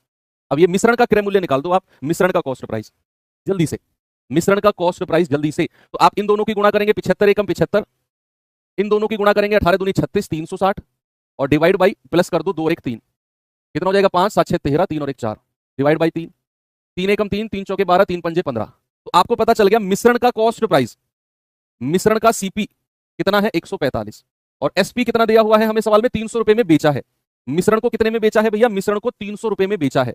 अब आपसे पूछा है लाभ कितना है, आपको कैलकुलेट करने की जरूरत ही नहीं है यार, बिना कैलकुलेशन के आएगा। अब आप देखो, आपने कोई चीनी 145 में खरीदी और 300 में बेची, तो ये तो डबल से भी ज्यादा है भाई। 145 में खरीद कर अगर 300 में बेचते हो तो आपको जो लाभ होगा वो डबल से भी ज्यादा होगा, डबल से भी ज्यादा यानी कि 100% से भी ज्यादा लाभ होगा भाई। 145 में खरीदी और अगर 100% का लाभ है तो 290 में बेचोगे, डबल में। अगर 100% का लाभ कमाना है तो आप कोई पेन 100 रुपए में खरीद के लाते हो, आप अगर इसे डबल में बेचते हो 200 रुपए में, तो 100% का लाभ हो गया ना। तो ये तो 290 यानी कि डबल से भी ज्यादा में बेच रहा है, तो 100% से भी ज्यादा लाभ है। तो एक ही ऑप्शन है जिसमें 100% से ज्यादा लाभ, 106 है, यही होगा। हालांकि आपको अगर वैसे निकालना है तो वैसे निकाल लो। ये प्रॉफिट कितना होगा भैया? ये आ गया 105 रुपए का, 110 रुपए का, सॉरी 110 रुपए का प्रॉफिट है ना। 110 का क्या होगा? 10 में से 5 गया 5, 9 में से 5 गया 4, और 2 में से 1 गया 1। क्या कर रहा हूं मैं? 55, 155 का, सॉरी 155 का प्रॉफिट है। और परसेंटेज प्रॉफिट निकालना है तो 155 बटा 145 और गुणा 100, ये लगभग में जाएगा आपका उत्तर। तो लगभग में ये 100 प्लस जाएगा, और आपका एक ही ऑप्शन है 100 प्लस ज्यादा में 106। भाई 100 प्लस जाएगा ना, 145 से 155 जो है 1 पॉइंट समथिंग बार कटेगा, 1 पॉइंट समथिंग, और वो 100 से गुणा होकर 106 आपका उत्तर आ जाएगा। ओके, तो चलो, अच्छा सवाल था ये। अब आते हैं हम अपने टाइप नंबर 3 के पास। और टाइप नंबर 3 में भैया अब सुनो मेरी बात, इसे करने से पहले जरा सुनना। मैंने आपसे क्या बोला था कि अगर मैं कॉस्ट प्राइस क्रय मूल्य का अनुपात बना रहा हूं तो मुझे मिश्रण का भी कॉस्ट प्राइस क्रय मूल्य चाहिए। अब उसी के ऊपर ये बेस्ड क्वेश्चन है। कह रहा है एक डेयरी वाला प्रति लीटर दूध के लिए 6.4 का भुगतान करता है। अच्छा, फिर वह दूध में पानी मिलाता है। क्या करता है? फिर वह दूध में पानी मिलाता है और मिश्रण को 8 रुपए प्रति लीटर में बेचता है, सेल करता है। 8 रुपए प्रति लीटर में सेल करता है, बेचता है, जिससे उसे 37.5% का लाभ होता है। तो कह रहा है बताओ, ग्राहक द्वारा दूध में पानी, ग्राहक द्वारा प्राप्त दूध में पानी का दूध से रेशियो, पानी का दूध से रेशियो यानी कि पहले आपको पानी का रेशियो चाहिए और फिर मिल्क यानी कि वाटर और मिल्क का रेशियो पूछा है आपसे। अब सवाल बहुत अच्छा क्वेश्चन है, इंपोर्टेंट नोट करना, क्योंकि ये सवाल 100% मैं कह रहा हूं आपके सर में थोड़ा सा दर्द तो जरूर करेगा, क्योंकि अभी तक आपने जितने भी क्वेश्चन किए वो सीधे सीधे वैल्यू रखकर आपका रेशियो बन रहा था या आपका उत्तर आ रहा था, लेकिन यहां पर सीधा सीधा वैल्यू रखकर बात नहीं बनेगी। मैं आपको समझाऊं सवाल क्या है, अभी हो सकता है सवाल ही समझ में ना आया हो। सवाल कह रहा है कि भैया कोई डेयरी वाला है जो दूध बेचता है, वो दूध खरीद के लाया है 6.4 रुपए पर लीटर। 1 लीटर दूध वो 6.4 रुपए का भुगतान किया डेयरी वाले ने, यानी कि खुद खरीद के लाया 1 लीटर दूध। उसमें उसने नल से पानी डाल दिया, नल से पानी डाल दिया। अगर उसने पानी डाला नल से या कहीं से भी, तो दुनिया में कौन सा दूध वाला है जो पानी खरीद के डालता है दूध में? बताओ, कोई है ऐसा दूध वाला हमारे इंडिया में? बता दो, कोई ऐसा दूध वाला है कि जो दूध खरीद के लाया और दुकान से बिस्लेरी की बोतल ली और वो खोल के पानी में, दूध में मिलाएगा? कोई दूध वाला है आपके आस पड़ोस में जो पानी खरीद के लाया और वो दूध में मिलाता है? नहीं, फ्री का पानी मिलाते हैं सब। तो ऐसे क्वेश्चन में ये कॉमन सेंस है कि जब हम दूध में पानी मिलाते हैं तो वो पानी का मूल्य 0 होगा। पानी का मूल्य कितना होगा? 0। तो अगर उसने दूध में पानी मिलाया तो पानी का क्रय मूल्य कितना हो गया? 0। अब उसने मिश्रण को 8 रुपए प्रति लीटर में बेच दिया, यहां गड़बड़ हुई है। मैंने आपसे क्या बोला कि भैया एक तरफ दूध का क्रय मूल्य कितना? 6.4, दूसरी तरफ पानी का क्रय मूल्य कितना है? पानी 0। पानी तो फ्री का है भाई, पानी तो फ्री का है। जीरो। और जो मिश्रण है भैया, मिश्रण का भी क्रय मूल्य हमको चाहिए। तो जो लोग यहां पर 8 लिख रहे हैं वो गलत है। मेरा गलत दुख गया ये बोलते बोलते कि मिश्रण का भी कॉस्ट प्राइस क्रय मूल्य चाहिए, लेकिन उसने तो 8 रुपए प्रति लीटर में बेचा है मिश्रण को। ये मिश्रण का विक्रय मूल्य है, ये सेलिंग प्राइस है मिश्रण का। हमें क्रय मूल्य कॉस्ट प्राइस चाहिए। कह रहा है 8 रुपए पर लीटर में बेचकर 37.5% का लाभ कमाया। बच्चे 37.5% का फ्रैक्शन बताना जरा, परसेंटेज आप सभी लोग पढ़ के आ चुके हैं। 37.5% का फ्रैक्शन है 3/8। कितना है? 3/8। यानी कि 8 रुपए में अगर खरीदा तो 3 रुपए का लाभ है, बेचा कितने में होगा? 11 में। भाई 3/8 का तो यही मतलब होता है कि 8 में खरीदा, 3 का लाभ 11 में बेचा है। और ये जो सेलिंग प्राइस है 11, इसी की यूनिट दी हुई है 8 रुपए पर लीटर। तो एक यूनिट का मतलब आ गया 8/11। तो क्रय मूल्य कितना है? 8 गुणा 8/11। ये आ गया मिश्रण का क्रय मूल्य। 8 गुणा 8/11, यानी कि यहां पर लिखेंगे हम 64/11। भाई 8 अट्ठे 64/11। ये हमें करना है कि उसने मिश्रण को 8 रुपए पर लीटर में बेचकर 37.5% का प्रॉफिट कमाया है। तो 37.5% का फ्रैक्शन होता है 3/8, यानी कि 8 रुपए अगर क्रय मूल्य है तो 3 का लाभ तो 11 में बेचा होगा। तो उसने बेचा 8 में, तो 11 यूनिट मतलब 8, एक का मतलब 8/11, तो 8 का मतलब हो गया 8 गुणा 8/11। ये मिश्रण का क्रय मूल्य आपने निकाला, और इसको सॉल्व करना मैंने आपको सिखा दिया है। जल्दी से मुझे सॉल्व करके बताओ। ये 11 है तो 11 की मल्टीप्लाई तीनों जगह कर दो, तीनों जगह 11 की मल्टीप्लाई, ये तो जीरो ही रहेगा। ये 11 चौक 44, ये 64, 11 चौक 44 है, 11 छके 66, 66 और 4 70, 70.4 आ गया। और ये कितना है? 64। अब बड़े में से छोटा घटाओ, 64 में से 0 गया 64, और 70.4 में से 64 गया तो 6.4। यस, पॉइंट हटेगा, इधर 0 आ जाएगी एक। 64 एकम 64, 64 धाम 640। अब ये रेशियो हमें मिला है दूध और पानी का। किसका? दूध पानी का। लेकिन हमें किसका रेशियो चाहिए? पहले पानी फिर दूध, यानी कि हमें रेशियो चाहिए पहले पानी यानी कि 1 और फिर दूध यानी कि 10। ये चीज बड़ी ध्यान में रखनी होती है बच्चे रेशियो चैप्टर और मिक्सचर में, कि उसने पूछा क्या है। कई बार वो आपको फंसा के खड़ा कर देगा, आप लास्ट तक आंसर तक पहुंच जाओगे और हो सकता है ऑप्शन में 10 1 दे रखा हो और आप ये लगा के आगे बढ़ जाओगे। आपको ये गौर करनी है कि उसने पूछा क्या है, पानी का दूध से, पहले पानी फिर दूध। तो रेशियो कितना होगा? 1:10। बिल्कुल सही जवाब। ये अच्छा क्वेश्चन है। मिश्रण का कॉस्ट प्राइस बच्चे आपको निकालना है। जैसे इस क्वेश्चन पे फोकस करेंगे जरा, देखिए इसको, बताओ जल्दी से इसका जवाब क्या होगा। ऐसा ही सवाल है ये भी। एक किराने वाले को 120 रुपए पर किलोग्राम और 130 रुपए पर किलोग्राम वाली दो प्रकार की चाय को किस अनुपात में मिलाना चाहिए ताकि मिश्रण को 136.4 रुपए पर किलोग्राम में बेचकर 10% का लाभ हो। यहां भी वो मिश्रण को बेच रहा है। हमें मिश्रण का क्रय मूल्य, मिश्रण का कॉस्ट प्राइस चाहिए, क्योंकि उसने दो प्रकार की चाय को मिलाया, 120 और 130। मिलाएगा तो मिश्रण बनेगा, और मिश्रण बनेगा तो मिश्रण का भी कॉस्ट प्राइस। लेकिन उसने क्या बोला? 136.4 में बेचा है मिश्रण को। हाँ, हमें क्रय मूल्य, खरीदा कितने में है मिश्रण को। अब किसी भी चीज पर 10% का लाभ होता है, तो 10 में खरीद कर कितने में बेचता है? 11 में। भाई 1 रुपए का लाभ, तो 10 में खरीद कर कितने में? 11 में। तो 11 यूनिट की वैल्यू कितनी है? 136.4। 136.4 एक यूनिट की वैल्यू है 11 एकम 11, 11 एकम 11 नहीं, 11 एकम 11, 2 11 दूनी 22, 11 चौक 44। तो 10 यूनिट की वैल्यू कितनी आएगी? 12.4 गुणा 10, यानी कि 124। तो मिश्रण का कॉस्ट प्राइस कितना हो गया? 124। यस। अब आप क्या करो, 120 यहां ले लो, 130 यहां ले लो, और मिश्रण को यानी कि 124 को यहां ले लो। बड़े में से छोटा घटा दो, 6 4। भाई 124 में से 120 गए 4, 130 में से 124 गया 6, 2 तिया 6, 2 दूनी 4। मजा आ रहा है? बढ़िया है ना क्वेश्चन? एक और दूं, ये सवाल करिए जरा।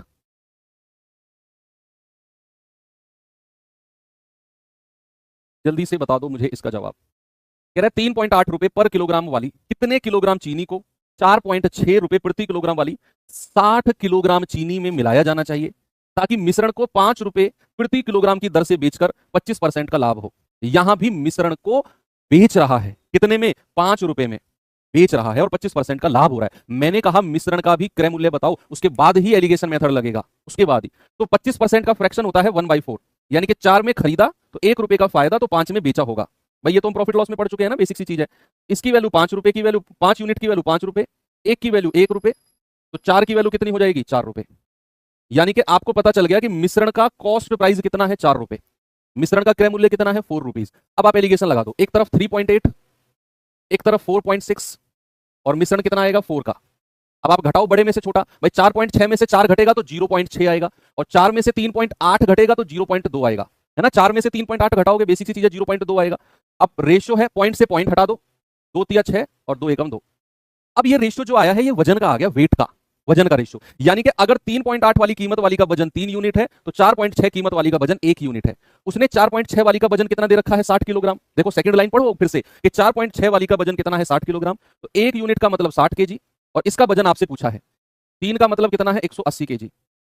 भाई यही तो पूछा कि 3.8 वाली कितने किलोग्राम, देखो पहली लाइन पढ़ो, 3.8 वाली कितने किलोग्राम, तो कितने kilogram, 180 kilogram, option number C हमारा सही है। चलो ये सवाल अब मैं आपको होमवर्क दे देता हूं बच्चा, आप लोग करना इसे सॉल्व, कल हम फिर से मिलेंगे। इतना ही आसान चैप्टर है, इससे टफ कुछ भी नहीं है इसमें, मैं कह रहा हूं इससे और ही आसान होगा, इससे ज्यादा ऊपर नहीं जाएगा, इसमें लेवल है ही नहीं कुछ यार इस चैप्टर में। तो चलिए मिलते हैं फिर कल, थैंक यू, बाय बाय, जय हिंद। तो चलिए शुरुआत करते हैं भाई, कल एक होमवर्क दिया था मैंने आपको, क्या था वो, जरा देखते हैं इसको। इस तरह के भी सवाल हम लोग कई सारे कर चुके थे, और ये HW था आपका कि 9 रुपए प्रति किलोग्राम कीमत वाली कितने किलोग्राम चीनी, यानी कि एक चीनी है जिसका रेट 9 रुपए है, उसको 7 रुपए पर किलोग्राम वाली चीनी के साथ मिलाना है, और जिसकी मात्रा 27 किलोग्राम है, यानी कि जो 7 रुपए पर केजी वाली चीनी है ना, की मात्रा 27 किलो है। कह रहे इस तरह मिलाओ ताकि मिश्रण को 9.24 पर किलोग्राम में बेचने पर 10% का लाभ हो। अब बच्चे यहां उसने मिश्रण को बेचा है, अब मैंने आपसे बोला कि जब भी आप एलिगेशन मेथड लगाओगे तो मिश्रण का कॉस्ट प्राइस आपको पता होना चाहिए। अब यहां पर 10% का फ्रैक्शन होता है 1/10, और उसको 10% का लाभ हुआ है, मतलब 10 की चीज को कितने में बेचा होगा, 1 रुपए का फायदा, 10 की चीज को 11 में बेचा होगा। लेकिन उसने कहा कि उसने तो 9.24 में बेचा है, तो 11 की वैल्यू कितनी आ गई, 9.24, एक यूनिट की वैल्यू आएगी 9.24 बटा 11, 11 × 88, 11 चौक 44, तो 10 यूनिट की वैल्यू कितनी आएगी, 8.4 गुणा 10, यानी कि 84।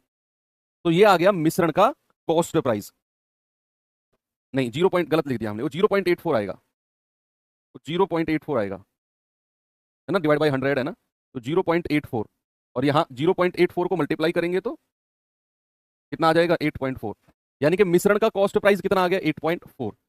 अब लगा दो एलिगेशन भाई, एक तरफ 9 लिखो एक तरफ 7, और मिश्रण का कॉस्ट प्राइस कितना आया है, 8.4। बड़े में से छोटा घटाओ, 9 में से 8.4 जाएगा तो 0.6 बचेगा, और 8.4 में से 7 जाएगा तो 1.4 बचेगा। पॉइंट हटा, दोनों तरफ से एक एक डिजिट बाद है, तो 2 तिया 6 और 2 सत्ते 14। अब नीचे जो रेशियो बना है ये वजन का बना है, यानी कि अगर 7 वाला वजन 3 है तो 9 रुपए वाला वजन 7 है। उसने 7 रुपए पर किलो वाली कितना बताया है, 27 किलो, तो भैया 7 रुपए पर किलो वाला तो ये रहा वजन, 3 यूनिट की वैल्यू 27 केजी, एक यूनिट कितना आएगा, 3 नाम 27, 9 केजी, तो 7 यूनिट कितना आएगा, 7 गुणा 9 दैट इज 63 केजी। बहुत आसान आपको लगा होगा, कल की क्लास में भी चीजें आपको लगी होंगी कि बड़े आराम से हो सकती है, ठीक है, वेरी गुड। चलो पढ़ते हैं आगे, टाइप नंबर 4, जरा बताओ मुझे इसका जवाब।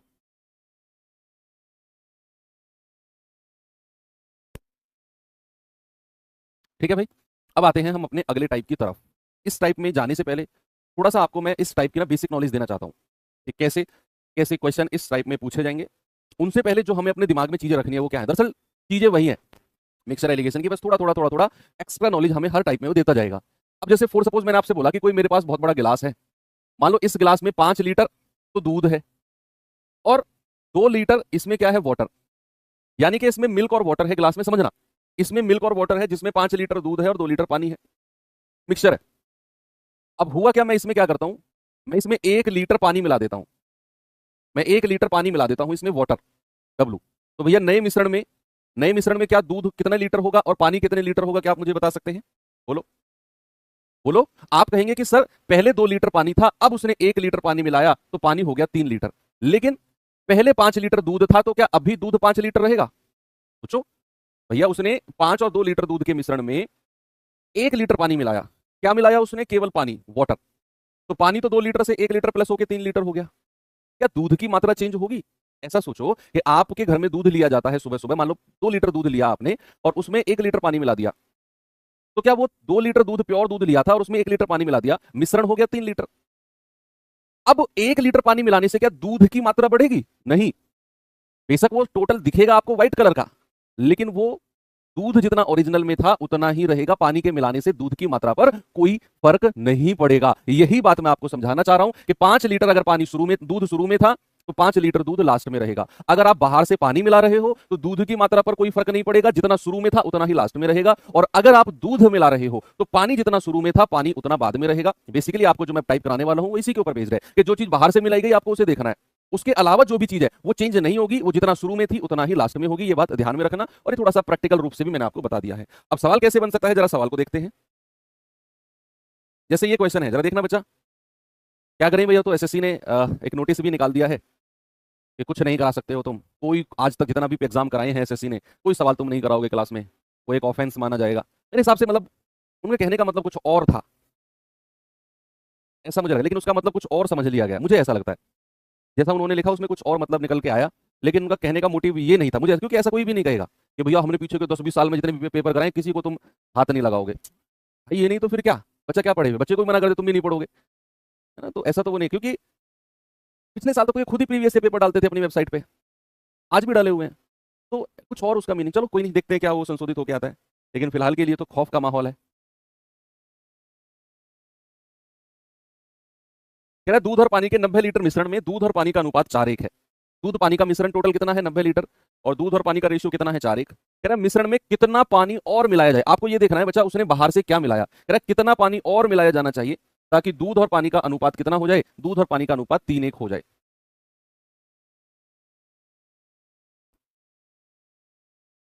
बोलो क्या जवाब होगा जी इसका।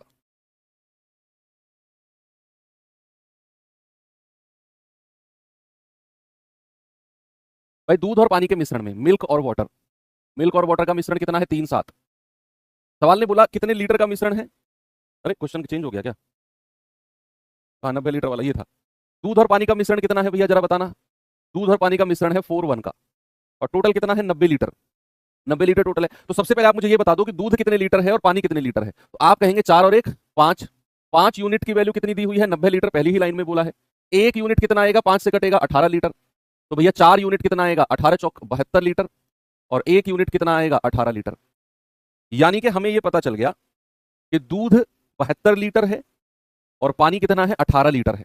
दूध 72 लीटर है और पानी 18 लीटर है। अब सवाल ने बोला कि इसमें कितना पानी मिलाओ, देखो ये बात क्लियर है कि उसने बाहर से पानी मिलाया, लेकिन ये नहीं पता कि कितना मिलाया। कह रहा बाहर से पानी मिलाओ ताकि दूध और पानी का नया अनुपात, तो अब जो दूध और पानी का नया रेशियो है कितना हो जाएगा भैया, ये हो जाएगा 3:1 का। अब जरा मुझे एक बात बताओ, जो कॉन्सेप्ट मैंने आपको एक बात बोली कि अगर उसने बाहर से पानी मिलाया तो दूध की मात्रा चेंज नहीं होगी, जितना दूध शुरू में था उतना ही लास्ट में रहेगा। अब उसने बाहर से पानी मिलाया तो मैं कहूंगा कि दूध चेंज नहीं होगा। तो यहां पर हम कहेंगे कि भैया मिल्क अगर शुरू में 72 लीटर था तो बाद में जो दूध पानी का रेशियो है उसमें भी 3 यूनिट की वैल्यू कितनी हो जाएगी 72 लीटर हो जाएगी।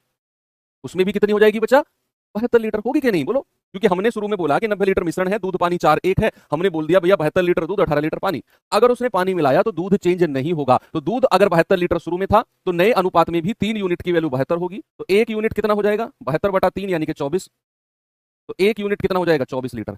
अब आप देख लो पानी की मात्रा पहले कितनी थी 18 लीटर, अब कितनी हो गई 24 लीटर, तो कितना लीटर पानी ऐड हुआ है आप देख लो 18 से 24 यानी कि पानी तो 6 लीटर ऐड हुआ है। यही बेसिक तरीका आपने लगाना है सवाल में, मैं कह रहा हूं कभी जीवन में नहीं भूलोगे, बस आपको ये याद रखना है कि उसने जो बाहर से मिलाया उसी की ही मात्रा चेंज होगी, जो दूसरा वाला प्रोडक्ट है उसकी मात्रा उसकी क्वांटिटी चेंज नहीं होगी। तो यहां पर मैंने कहा पानी अगर 72 लीटर था तो नए मिश्रण में दूध पानी का रेशियो 3:1 है, सवाल ने बोला उसमें जो दूध का रेशियो होगा वो 72 लीटर के ही बराबर होगा, क्योंकि दूध चेंज नहीं हुआ है और ना ही होगा। एक और सवाल देता हूं ऐसा ही आपको, वन मोर क्वेश्चन, बताओ जरा इसका जवाब।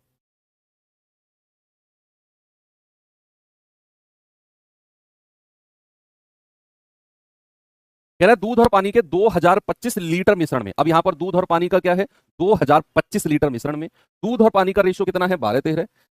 अब कह रहा है तो 12:15 के अनुपात में दूध और पानी युक्त एक नया मिश्रण बनाने के लिए कितनी मात्रा में पानी मिलाए जाने की आवश्यकता है। यानी कि वो बाहर से पानी मिला रहा है, क्या कर रहा है वो बाहर से पानी मिला रहा है, इसका मतलब है दूध की मात्रा चेंज नहीं होगी। इसी ध्यान रखना है कि भैया दूध मिल्क और वाटर का रेशियो कितना है, मिल्क और वाटर का रेशियो है 12:13, 12:13, और मिश्रण कितना है 2025। तो आप ये बताओ कि दूध कितने लीटर है और पानी कितना लीटर है, तो आप कहेंगे 13 और 12 25, 25 यूनिट का मतलब कितना है 2025 लीटर, तो 1 यूनिट का मतलब कितना आएगा 2025/25, तो 25 अट्ठे 200, 25 एकम 25, तो 1 यूनिट कितना आ गया 81, 1 यूनिट कितना आ गया 81। अब आप मुझे बता दो दूध कितना है 12 गुणा 81 और 13 गुणा 81, ये पानी आ गया, तो 13 एकम 13, 13 अट्ठे 104 और 1 105, और दूध कितना है 12 एकम 12, 12 अट्ठे 96 और 1 97, 972 लीटर दूध है और 1053 लीटर क्या है, ये 1053 लीटर आपका पानी है। 12 एकम 12 हासिल का 1, 12 अट्ठे 96 97, 13 एकम 13 का 13 अट्ठे 100, हाँ ठीक है सही है। अब कह रहा है नया जो मिश्रण है उसका रेशियो कितना है दूध पानी का 12:15, तो मिल्क और वाटर का रेशियो कितना है बच्चा 12:15 का, कितना है 12:15 का। अब उस नए मिश्रण में कह रहा है पानी मिलाने पर यह मिश्रण मिला है तो दूध की मात्रा तो वही रहेगी जो शुरू में है, यस, तो 12 यूनिट की वैल्यू कितनी है 972, तो 1 यूनिट कितना होगा 972/12, ये पूरा 81 बार जाएगा। तो भैया 15 यूनिट की वैल्यू कितना होगा, 15 गुणा 81, 15 एकम 15, 15 120 और 1 121, 1215 लीटर हो गया। अब आप देखो 1053 पहले था पानी, 1215 बाद में हो गया, तो कितना पानी ऐड हुआ है, 1215 में से घटा दो, 5 में से 3 गया 2, 11 में से 5 गया 6, और ये आ गया 162 लीटर, है ना भैया। 1053 से 1215 हुआ है तो 162 लीटर। आप इसको एक और तरीके से कर सकते हो, देखो आपको इतनी कैलकुलेशन से अगर बचना है, हालांकि ये भी ठीक है, कोई प्रॉब्लम नहीं है, लेकिन अगर इस कैलकुलेशन से बचना है तो हम अपना खेल थोड़ा रेशियो में ही खेल सकते हैं। कैसे खेल सकते हैं रेशियो में, जरा देखना, मैं ये सब रफ कर रहा हूं, सब कुछ मैंने रफ कर दिया है। अभी देखना दूसरा तरीका, भाई दूध और पानी का टोटल मिश्रण कितना है, 2025 लीटर है, जिसमें दूध और पानी का रेशियो कितना है, दूध पानी का रेशियो है भैया 12-13, और नए मिश्रण में दूध पानी का रेशियो कितना है, 12-15। अभी मैं केवल रेशियो में ही बात करूंगा, सामने देखना, सवाल ने क्या बोला कि मिश्रण में पानी मिलाओ, तो जो हमारा ये अनुपात है ये बन जाएगा पानी मिलाने पर। तो ये बात तो हमें श्योर हो गई कि दूध की मात्रा चेंज नहीं होगी, बोलो हाँ। आपने कहा हाँ जी सर, तो दूध का अनुपात जो पहले वाले मिश्रण में था वही अनुपात बाद वाले मिश्रण में होना चाहिए। क्या ये चीज क्लियर है आपको कि दूध का रेशियो जो पहले वाले मिश्रण में था वही बाद में होना चाहिए। अब ये तो हमारी किस्मत अच्छी है कि हमें दोनों जगह 12 और 12 मिल गया। अगर ये 12 और 12 नहीं होता तो फिर हम इसको बराबर करते एलसीएम लेकर, मैं बताऊंगा कैसे करते हैं।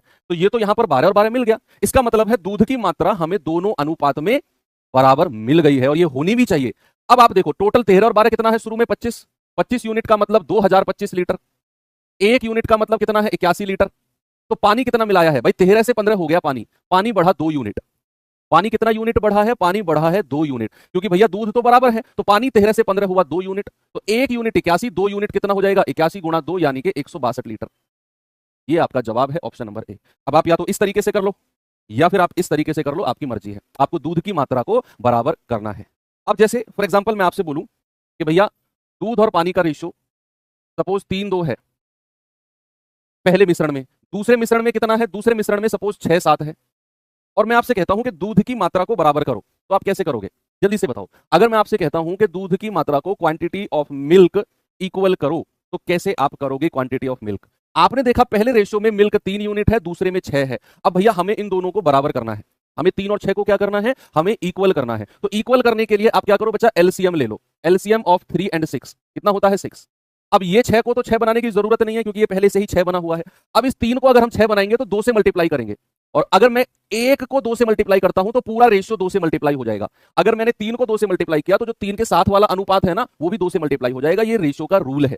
तो ये कितना हो जाएगा, 3 दूनी 6 और ये हो जाएगा 4। अब आप देखो दूध की मात्रा आपने दोनों जगह बराबर कर दी, पानी हमारा 4 से 7 हो गया, पानी हमारा कितना हो गया, 4 से 7। तो इस तरीके से जिस भी सवाल में दूध की मात्रा बराबर नहीं है तो वहां हम ऐसे एलसीएम लेके कर लेते हैं। समझ में आया बच्चा, वेरी गुड। चलो एक सवाल और देता हूं, जरा इस क्वेश्चन को देखना,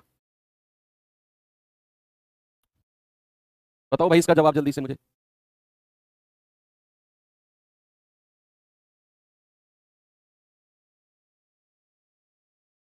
बताओ बताओ बताओ बताओ बताओ। एक मिश्रण में दूध और पानी का रेशियो कितना है, 7-9। दूध पानी का रेशियो कितना है, 7-9। ओके, कह रहा मिश्रण में कुछ दूध मिलाया गया, इस बार उसने क्या मिला दिया, इस बार उसने दूध मिला दिया, जिसके कारण दूध और पानी का रेशियो 11-9 हो गया। बच्चे सुनना, हर बार दूध की मात्रा को बराबर नहीं करना है, कॉन्सेप्ट याद रखना है। जो चीज बाहर से मिलाई गई केवल वही चेंज होती है, बाकी जो दूसरा वाला पार्ट है वो सेम रहेगा, ये लाइन याद रखना। तो अगर उसने दूध मिलाया है तो पानी की मात्रा सेम रहेगी, क्योंकि पानी जितना शुरू में था उतना लास्ट में रहेगा। अब कह रहा है कि जिसके कारण दूध और पानी कितना हो गया, 11-9, प्रारंभिक मिश्रण के प्रतिशत के रूप में। यहां से पढ़ो, उसने क्या बोला, how much milk was added as a percentage of initial mixture. Initial mixture यानी कि प्रारंभिक मिश्रण हमारा कितना है, 7-9।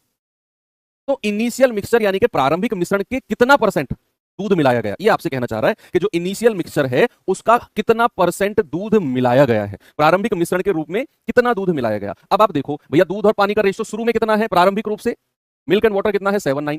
दूसरा अनुपात कितना हो गया, 11-9। क्या यहां पर इस सवाल में दूध मिलाया गया, और अगर दूध मिलाया गया है तो पानी की मात्रा, quantity of water, ratio of water same रहेगा, क्योंकि उसने केवल दूध मिलाया। तो हम कहेंगे जितना वाटर शुरू में था उतना लास्ट में रहेगा। ये तो हमारी किस्मत अच्छी है कि हमें वाटर का रेशियो इक्वल मिल गया, नहीं मिलता तो हम करते जैसा मैंने आपको सिखाया उस तरीके से हम इनको बराबर करते। फिर यहां तो बराबर है तो कोई दिक्कत नहीं है। तो आप देखो पानी कितना मिला है, फिर 7 से 11, सर पानी मिला है 4 यूनिट।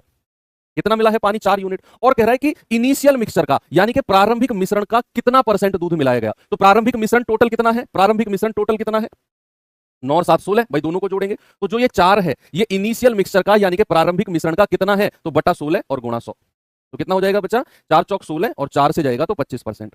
यानी कि प्रारंभिक मिश्रण का 25% दूध मिलाया गया है। प्रारंभिक मिश्रण का 25% दूध मिलाया गया है। इनिशियल मिक्सचर का 25% मिल्क ऐड किया गया। ठीक है बच्चा, हो गया सबको क्लियर? यस। एक और सवाल लास्ट देखो, फिर हम टाइप चेंज करते हैं। इसको देखो,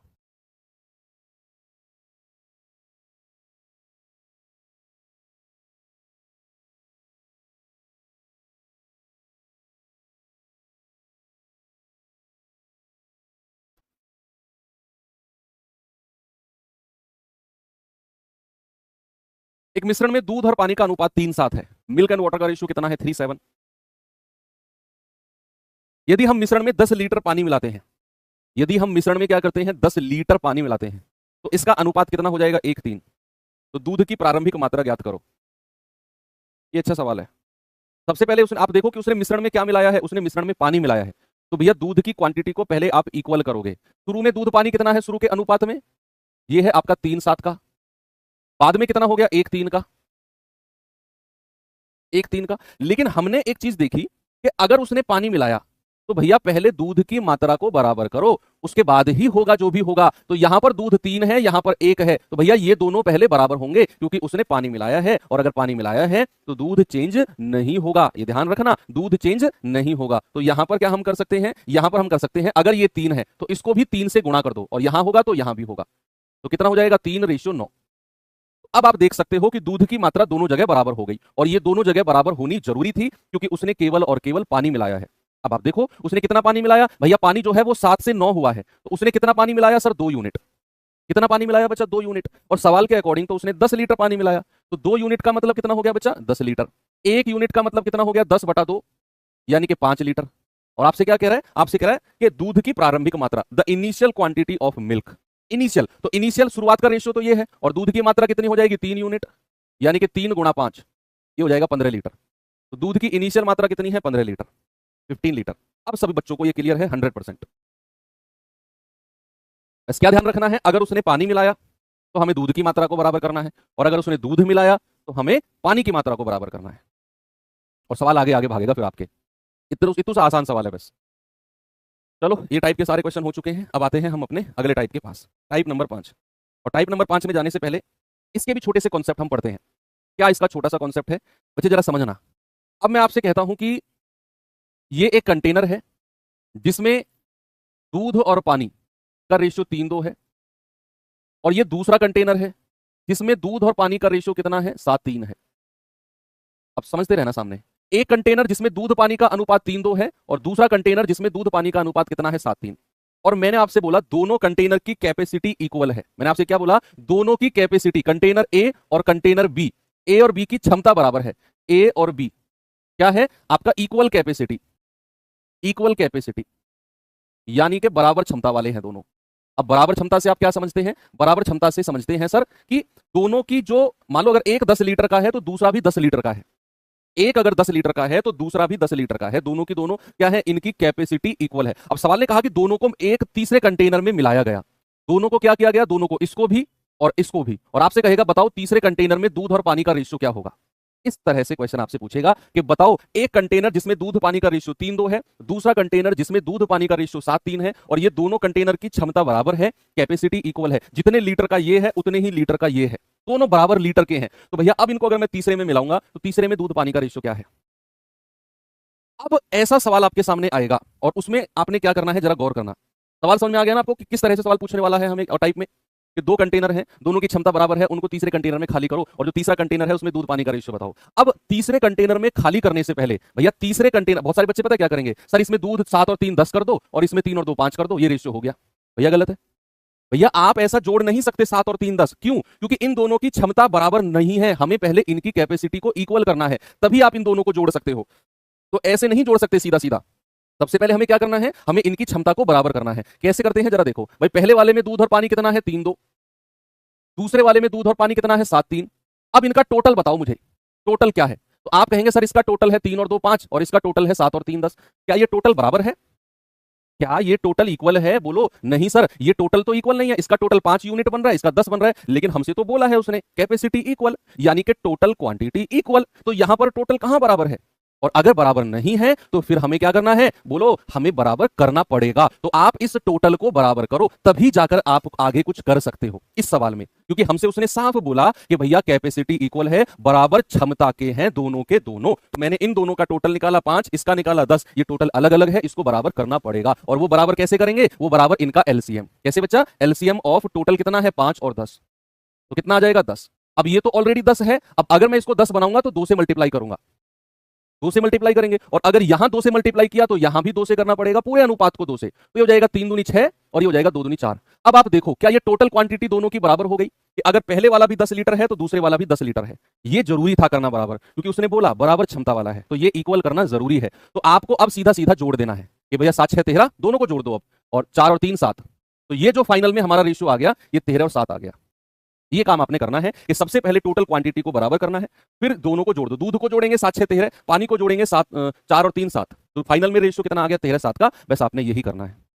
एक तो ये सवाल हो गया। दूसरा क्वेश्चन क्या होता है, देखो यहां तो उसने क्या बोला है कि भैया दोनों बराबर क्षमता के हैं और दोनों को तीसरे में मिला दो, तीसरे डब्बे में डाल दो और अनुपात बताओ। कई बार आपसे क्या बोलेगा, कई बार आपसे बोलेगा कि भैया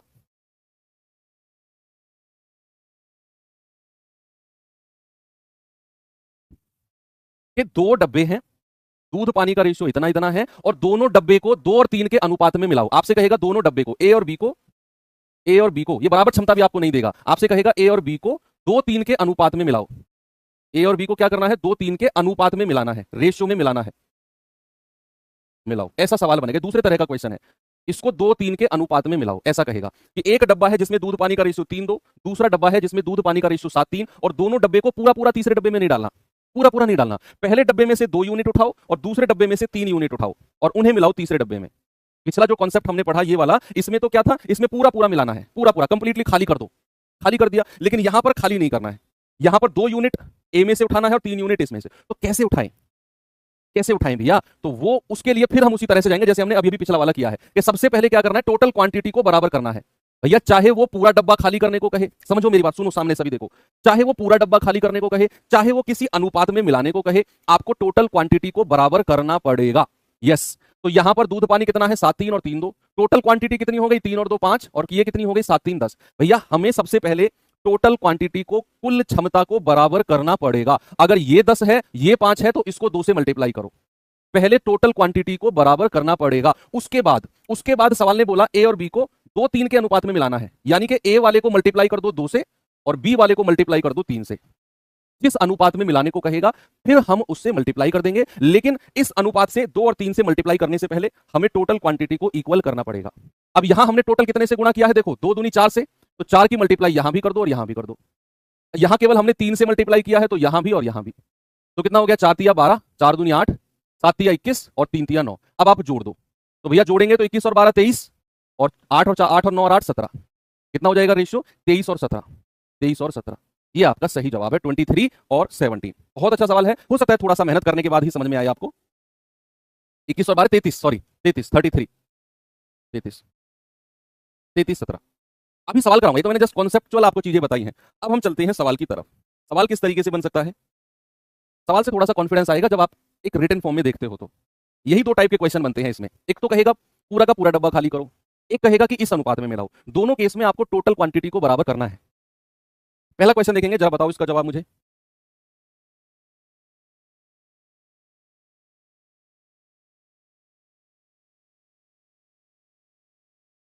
बताओ भाई, कह रहा है समान क्षमता वाले 2 कंटेनर में दूध पानी का रेशियो। अब उसने क्या बोल दिया, पहली लाइन पढ़ो, समान क्षमता, क्या बोला बच्चे उसने, इक्वल कैपेसिटी।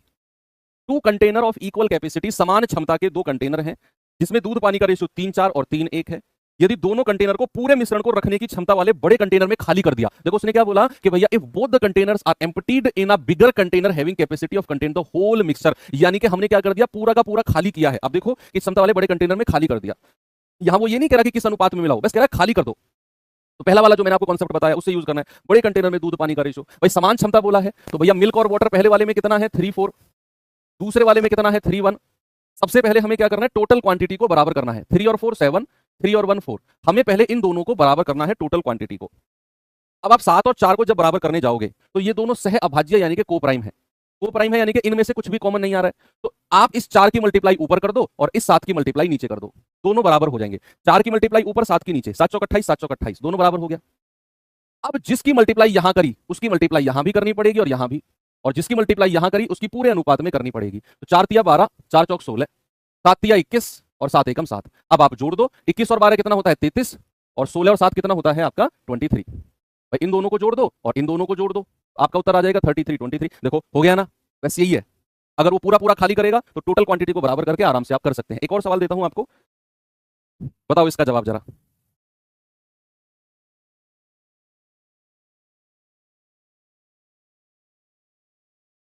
दो मिश्र धातु ए और बी में सोने और कॉपर का रेशियो कितना है 7:3 और 7:11। यदि समान मात्रा में, क्या करना है, इक्वल क्वांटिटीज, समान मात्रा, इक्वल क्वांटिटीज, बराबर मात्रा में उठाना है। समान मात्रा में दोनों मिश्र धातु को पिघलाया जाता है तो नई मिश्र धातु बनती है सी। अब कह रहा है सी में सोने और कॉपर का रेशियो बताओ। जो तीसरी आपकी अलॉय बनी है, तीसरी जो मिश्र धातु बनी है, उसमें आपको गोल्ड और कॉपर का रेशियो पूछा है।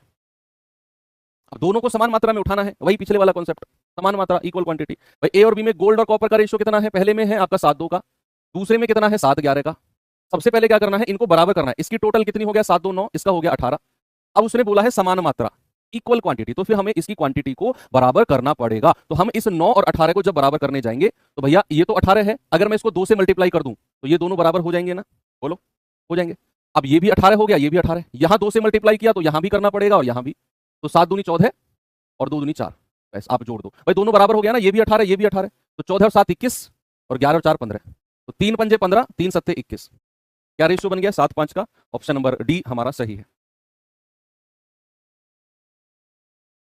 बोलो एक बार बोलेंगे सभी लोग, थम्स अप करके बताएंगे क्या चीजें क्लियर हैं इस तरह की। ये तो था क्वेश्चन 2-3 जो मैंने कराए, जब हम बराबर मात्रा को मिलाते हैं, चाहे वो समान मात्रा हो, चाहे वो समान क्षमता वाली चीज हो, वो क्वेश्चन थे। अब मैं सवाल कराऊंगा कि किसी अनुपात में मिलाए, जो हमने सेकंड कॉन्सेप्ट ये वाला पढ़ा था, ये वाला कि किसी अनुपात में, जैसे इसमें 2-3 के अनुपात में मिलाया, तो मैंने आपसे क्या बोला कि आपको अगर वो किसी अनुपात में भी मिलाने को कहेगा ना, तब भी आपको टोटल क्वांटिटी तो बराबर करनी पड़ेगी। आपको टोटल क्वांटिटी तो बच्चा इक्वल करनी पड़ेगी, फिर जिस अनुपात में कहेगा उस अनुपात में मिला देंगे। अब जैसे सवाल क्या है जरा देखना, ये देखो,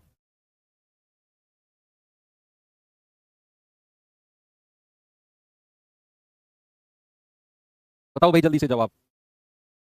सवाल है 2, 7 और 4, 5 के अनुपात में एसिड और पानी युक्त, एसिड और पानी के दो घोल क्रम से है, अब देखो क्रम से है 2, 5 के अनुपात में मिश्र किया गया। क्या कह रहा है कि 2 solution of acid and water containing acid and water in the ratio 2, 7 and 4, 5 are mix in the ratio 2, 5। उनको हमने 2:5 के रेशियो में मिलाया है, are mix in the ratio. पीछे जो सवाल थे उसमें क्या था, बराबर मात्रा में मिलाया, समान मात्रा में या बराबर क्षमता के थे उनको मिलाया, आपस में तीसरे कंटेनर में खाली कर दिया। उनकी लैंग्वेज ये थी। इस सवाल की लैंग्वेज क्या है कि ये 2 अनुपात के एसिड और पानी के 2 घोल हैं, उनको हमने 2:5 के अनुपात में मिलाना है। तो ये भी कॉन्सेप्ट क्लियर है। सबसे पहले एसिड और वाटर क्या है, पहले वाले में कितना है 2, 7, दूसरे वाले में कितना है 4, 5। तो सबसे पहले आपको मैंने बोला कि वो चाहे बराबर मात्रा में मिलवाए, चाहे वो किसी और अनुपात में, जैसे यहां 2:5 में मिलाने को कह रहा है, सबसे पहला काम है टोटल क्वांटिटी को बराबर करना। तो यहां पर टोटल कितना है 7 और 2 9, यहां पर कितना है 5 और 4 9। अरे वाह, इसने तो हमारा काम आसान कर दिया, इसने तो टोटल क्वांटिटी को बराबर दिया हुआ है, तो हमें बराबर करने की जरूरत ही नहीं है ना, इक्वल है ऑलरेडी। और अगर बराबर है तो फिर हम देखेंगे पहले वाले को 2 से मल्टीप्लाई कर दो और दूसरे वाले को 5 से कर दो। तो इसको हमने 2 से किया तो यहां भी 2 से करना पड़ेगा और यहां भी, इसको हमने 5 से किया तो यहां भी करना पड़ेगा और यहां भी। तो 2 दूनी 4, 7 दूनी 14, 5 चौके 20 और 5 पूरे 25, बस ऐड कर दो, 20 और 4 24, 25 और 14 कितना है 39। तो 3 अठे 24, 3 से जाएगा 13 बार। क्या रेशियो बना भैया, ये बना हमारा 8 13 का। ऑप्शन नंबर डी बिल्कुल करेक्ट है। बोलो, उसने बोला कि उसको 2:5 के अनुपात में मिलाओ, जो तीसरा कंटेनर तैयार हो, इन दोनों के मिलाने से जो तीसरा परिणाम, जो रिजल्टेंट मिक्सचर मिले, उसमें एसिड और वाटर का रेशियो। तो रिजल्टेंट मिक्सचर में एसिड और वाटर कितना हो गया 8 13। एक और सवाल देखो, ये सवाल करो।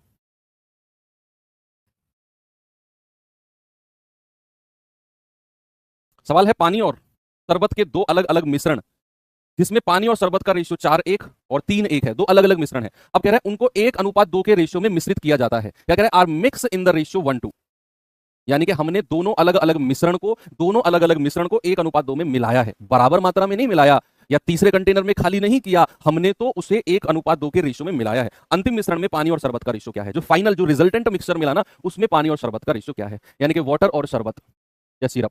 तो भैया पहले वाले में कितना है 4:1, दूसरे वाले में कितना है 3:1, पहले क्या करना है, हमें टोटल क्वांटिटी को प्यारे भाई इक्वल करना है। तो यहां पर टोटल कितना है, 4 और 1 5, यहां पर कितना है 3 और 1 4। अब इन दोनों को हमें बराबर करने के लिए क्या करना है, 4 को मल्टीप्लाई ऊपर कर दो और 5 को मल्टीप्लाई नीचे कर दो। 5 चौके 20, 4 पंजे 20, बराबर हो गया। हो गया कि नहीं बराबर। अब कह रहा है इनको 1 2 के रेशियो में मिलाओ, ऊपर वाले को 1 से गुणा कर दो, नीचे वाले को 2 से कर दो। यहां टोटल मल्टीप्लाई 4 एकम 4 से हुई है, तो यहां भी 4 से कर दो, यहां भी 4 से कर दो। यहां टोटल मल्टीप्लाई 5 दूनी 10 से हुई है, तो यहां भी 10 से कर दो और यहां भी 10 से कर दो। तो ये हो गया 4 चौक 16, 4 एकम 4, 10 तिया 30 और 10 एकम 10। ऐड कर दो, 16 और 30 कितना होता है 46, और 10 और 4 14। तो 2 सत्ते 14, 2 से जाएगा 23 बार, यानी कि हमारा रेशियो कितना हो गया 23 और 7। मुझसे भी पहले उत्तर आ गया आप लोगों का, क्या बात है, वेरी गुड, मजा आ गया, वेरी गुड। चलो एक और सवाल करो। फिर अब जो मैं अगला टाइप आपको कराऊंगा वो इससे ही मिलता जुलता टाइप है, इससे ही, इससे थोड़ा सा डिफरेंट होगा लैंग्वेज में। लैंग्वेज में आपको थोड़ा सा 19-20 का फर्क लगेगा, लेकिन उसे करने का तरीका बिल्कुल चेंज हो जाएगा। उसे हम एलिगेशन मेथड से करेंगे, उस टाइप जो अगला टाइप आ रहा है, लेकिन दिखने में वो ऐसा ही होगा 19-20 का। वो क्या 19-20 का फर्क होगा मैं बताऊंगा आपको। कह रहा है एक मिश्र धातु में एल्युमिनियम और टिन 4:5 के अनुपात में है, दूसरे मिश्र धातु में समान तत्व का रेशियो 4:7 है। यदि एक नया मिश्र धातु बनाने के लिए इन दोनों को बराबर मात्रा में मिलाया जाए, देखो देखो देखो देखो क्या बोला उसने, are mix in equal quantity to make a new alloy. उनको इक्वल क्वांटिटी बराबर मात्रा में मिलाया है। जल्दी से उड़ा दो भैया। पहले में क्या है, एल्युमिनियम और टिन 4:5 का रेशियो, दूसरे वाले में एल्युमिनियम और टिन 4:7 का रेशियो। अब उसने बोला है बराबर मात्रा में मिलाना है, तो टोटल क्वांटिटी को बराबर कर दो। आप कहेंगे 5 4 9, 7 4 11। अब ये 9 और 11 सह अभाज्य को प्राइम है, कुछ भी कॉमन इन दोनों से नहीं आ रहा है, तो फिर नीचे वाले की मल्टीप्लाई ऊपर कर दो और ऊपर वाले की नीचे कर दो। ठीक है, बराबर हो गया 99 99। यहां 11 की किया तो यहां भी 11 कर दो, यहां भी 11। यहां 9 किया तो यहां भी 9, यहां भी 9। 9 चौक 36, 9 सत्ते 63, 11 पंजे 55 और 11 चौक 44। अब आप ऐड कर दो, 6 और 4 10, 4 3 7 और 1 8, 5 3 8, 6 और 5 11, 118 आ गया। अब आप 2 से काटेंगे तो 40 बार जाएगा और 2 से काटेंगे तो 59 बार। कहीं ऑप्शन में जरूर होना चाहिए 40 59 जी, ये रहा ऑप्शन डी। आ गया सभी का, हर बच्चे को कॉन्फिडेंस आया। अब हम चलते हैं अपने टाइप नंबर 4 की तरफ, और इस टाइप नंबर 4 में हल्का सा चेंज है। जो अभी अभी हमने पढ़ा, हमने क्या पढ़ा, देखो हमने जो पढ़ा था, अभी तक जो पढ़ा हमने, अभी तक हमने क्या पढ़ा कि हमें 2 कंटेनर में रेशियो दिया हुआ था, सपोज दूध पानी का, दूसरे कंटेनर में दूध पानी का रेशियो दिया हुआ था, और हमसे वो पूछ रहा था या हमें उसने दिया हुआ था कि भैया इसे बराबर मात्रा में मिलाओ। वो कहेगा चाहे या तो बराबर मात्रा में मिलाओ या फिर इनको A अनुपात B में मिलाओ, कुछ भी कहेगा कि या तो इन दोनों कंटेनर को बराबर मात्रा में मिलाओ या फिर किसी A अनुपात B में मिलाओ। और जो तीसरा कंटेनर तैयार होगा, जो रिजल्टेंट मिक्सचर तैयार होगा, उसमें दूध पानी का रेशियो क्या होगा, ये हमसे उसने पूछा था। अभी तक जो हमने पढ़ा, अभी तक जो हमने पढ़ा उसमें दूध पानी का रेशियो 2 कंटेनर में दिया हुआ था और कह रहा था दोनों को या तो बराबर मिलाओ या दोनों को किसी अनुपात में मिलाओ और हमें तीसरे कंटेनर में दूध पानी का रेशियो बताओ। लेकिन अब जो हमें टाइप मिलेगा, अब जो हमें टाइप मिलेगा, हल्का सा मैं हिंट देके जा रहा हूं आपको, अब जो हमें टाइप पढ़ना है वो पढ़ना है कि भैया एक कंटेनर में दूध पानी का रेशियो दे देगा, दूसरे कंटेनर में दूध पानी का रेशियो दे देगा, और हमें रिजल्टेंट इन दोनों से जो मिलेगा उसमें हमें दूध पानी का रेशियो दे देगा। ये भी हमें गिवन होगा, ये भी हमें दिया होगा गिवन होगा, और ये भी हमें दिया गया होगा गिवन होगा सवाल में। और ये रेशियो पूछेगा किस अनुपात में मिलाएं, रेशियो पूछेगा कि किस अनुपात में मिलाएं। यहां हमें ये रेशियो दिया हुआ था और ये रिजल्टेंट में पूछा था क्या अनुपात बनेगा दोनों को मिलाने के बाद। यहां हमें ये वाला रेशियो दे देगा, ये वाला दे देगा, और दोनों का जो रिजल्टेंट बनेगा वो दे देगा, और हमसे पूछेगा बताओ किस अनुपात में मिलाया जाए। हमें यहां अनुपात दिया हुआ था कि 2-3 के अनुपात में मिलाओ या 1-2 के अनुपात में मिलाओ या बराबर मात्रा में मिलाओ, यहां हमें दिया हुआ था, लेकिन यहां हमसे पूछेगा। तो ऐसे सवालों को हमें करना है एलिगेशन मेथड से, और ये हम करेंगे कल। कल ये चैप्टर भी हम एंड कर देंगे बच्चा। और ये बस ये थोड़ा सा कल जब आओ ना क्लास में तो ये देख कर आना कि हमें आज किस टाइप के क्वेश्चन से शुरुआत करनी है, इस टाइप के से, और हम करेंगे। और हाँ, इस जो हमने आज किए हैं ये वाले टाइप के क्वेश्चन, ये रिवाइज करके आना कल, क्योंकि कल के क्वेश्चन जब मैं आपको लाऊंगा तो थोड़ा सा ही लैंग्वेज में डिफरेंस होगा, लेकिन उनको करने का तरीका सारा चेंज हो जाएगा। समझ मैंने आपको दे दी है, ये दोनों में डिफरेंस है क्या, वो पूछेगा क्या हमने अभी तक पढ़ा है। बाकी कल हम लोग चैप्टर को लास्ट करेंगे और फिर देखते हैं आगे क्या करना है। तो मिलते हैं फिर कल। थैंक यू, बाय बाय, जय हिंद। तो mixture and allegation class number 3 और लास्ट क्लास है ये मिक्सचर एलिगेशन की। 3 क्लास सफिशिएंट है, 30 35 40 क्वेश्चन इसमें होते हैं लगभग। होने को तो इसमें 20 सवाल में चीजें एंड हो जाती हैं, लेकिन नंबर ऑफ क्वेश्चन बढ़ाने के लिए 35 36 38 मैक्सिमम 40 क्वेश्चन तक ये चैप्टर चला जाता है। तो चलिए, बचा हुआ जो हमारा पार्ट है उसके से 2 तरह के सवाल और बचे हुए हैं, उनको भी देख लेते हैं। भाई बेसिकली कल हमने क्या देखा, कल हमने जो टाइप किया था लास्ट में, जिसके जवाब आप बढ़ चढ़कर दे रहे थे, वो टाइप क्या था कि आपको एक डब्बे में दूध पानी का रेशियो दिया हुआ था, दूसरे डब्बे में दूध पानी का रेशियो दिया हुआ था, और आपसे कह रहा था कि या तो इनको बराबर मात्रा में मिलाओ, इक्वल क्वांटिटी मिलाओ, या फिर इनको सपोज किसी रेशियो में मिलाओ ए और बी में। और इनको मिलाने के बाद जो तीसरा डब्बा तैयार हो उसमें दूध और पानी का रेशियो क्या है, उसमें मिल्क और वाटर का रेशियो क्या होगा। यही हमने अब तक कल पढ़ा कि जो हमारा मिश्रण तैयार होगा उसमें क्या रेशियो होगा। अब आज जो हम करने वाले हैं वो ये है कि एक डब्बे में दूध पानी का रेशियो होगा, दूसरे डब्बे में दूध पानी का रेशियो होगा, और जब इन दोनों को मिलाया जाएगा तो मिश्रण में दूध पानी का रेशियो होगा। ये तीनों चीज गिवन होंगी और आपसे पूछेगा बताओ किस अनुपात में मिलाया गया है। ये आपसे पूछेगा कि बताओ किस रेशियो में इनको मिलाया जाए दोनों डब्बे को, कि हमें मिश्रण में दूध पानी ये मिल जाए। यहां पर हम मिश्रण का रेशियो निकाल रहे थे, लेकिन यहां मिश्रण का अनुपात दिया होगा और ये रेशियो पूछेगा। और मैंने कल भी लास्ट में आपको जाते जाते ये बताया था कि इसे हम किससे करेंगे, एलिगेशन मेथड से। अब इस तरह के क्वेश्चन को जाने से पहले एक चीज और है जो मैं आपसे पूछना चाहूंगा। सपोज दैट अगर मैंने आपसे बोला ए और बी का रेशियो 2:3 है, और अगर मैं आपसे पूछूं ए का हिस्सा कितना है, what is the part of A का हिस्सा बताओ कितना होगा। ऐसे ही अगर मैं आपसे पूछूं बी का हिस्सा कितना है, क्या आप बता सकते हो। मैंने आपको रेशियो दे दिया ए और बी का 2:3 का, और मैंने आपसे पूछा बताओ ए का हिस्सा। ये चीज शायद मैं आपको कभी पहले पढ़ा भी चुका हूं कि जब भी हिस्सा पूछेगा तो आपने क्या करना है, ए के पास कितना रेशियो है 2 डिवाइडेड बाई टोटल कितना है 3 और 2 5, तो जो ए का हिस्सा है वो 2/5 है, यानी कि ए के पास कितना पार्ट है डिवाइड बाई टोटल, टोटल कितना है। ऐसे ही अगर मैं बी का हिस्सा पूछूंगा तो बी के पास कितना पार्ट है 3 और डिवाइड बाई टोटल 3 और 2 5, तो बी का हिस्सा कितना है 3/5। कितना है बच्चा 3/5। भाई जैसे ऐसे सोचो कि अगर मान लो एक व्यक्ति है, उसके 3 बेटे हैं एबीसी, 3 बेटे हैं एबीसी, और तीनों में वो बराबर रूप से प्रॉपर्टी को बांटता है, बराबर रूप से प्रॉपर्टी को बांट रहा है। तो अगर बराबर बराबर बांटेगा तो 1:1:1 होगा, अगर वो बराबर रूप से बांटेगा। और अगर मैंने आपसे बोला बताओ प्रत्येक का हिस्सा कितना है, प्रत्येक का हिस्सा ईच पार्ट के आपसे पूछेगा, what is the value of each part, प्रत्येक का हिस्सा आपसे पूछेगा। तो आपने क्या करना है, मान लो इसके पास एक हिस्सा आया और टोटल कितना है 3, यानी कि प्रत्येक का जो हिस्सा है वो कितना है 1/3। अगर मैं एक व्यक्ति का हिस्सा आपसे पूछूंगा तो आप कहेंगे 1/3 या फिर 1/3, यानी कि एक इसके पास है और डिवाइड बाई टोटल 3।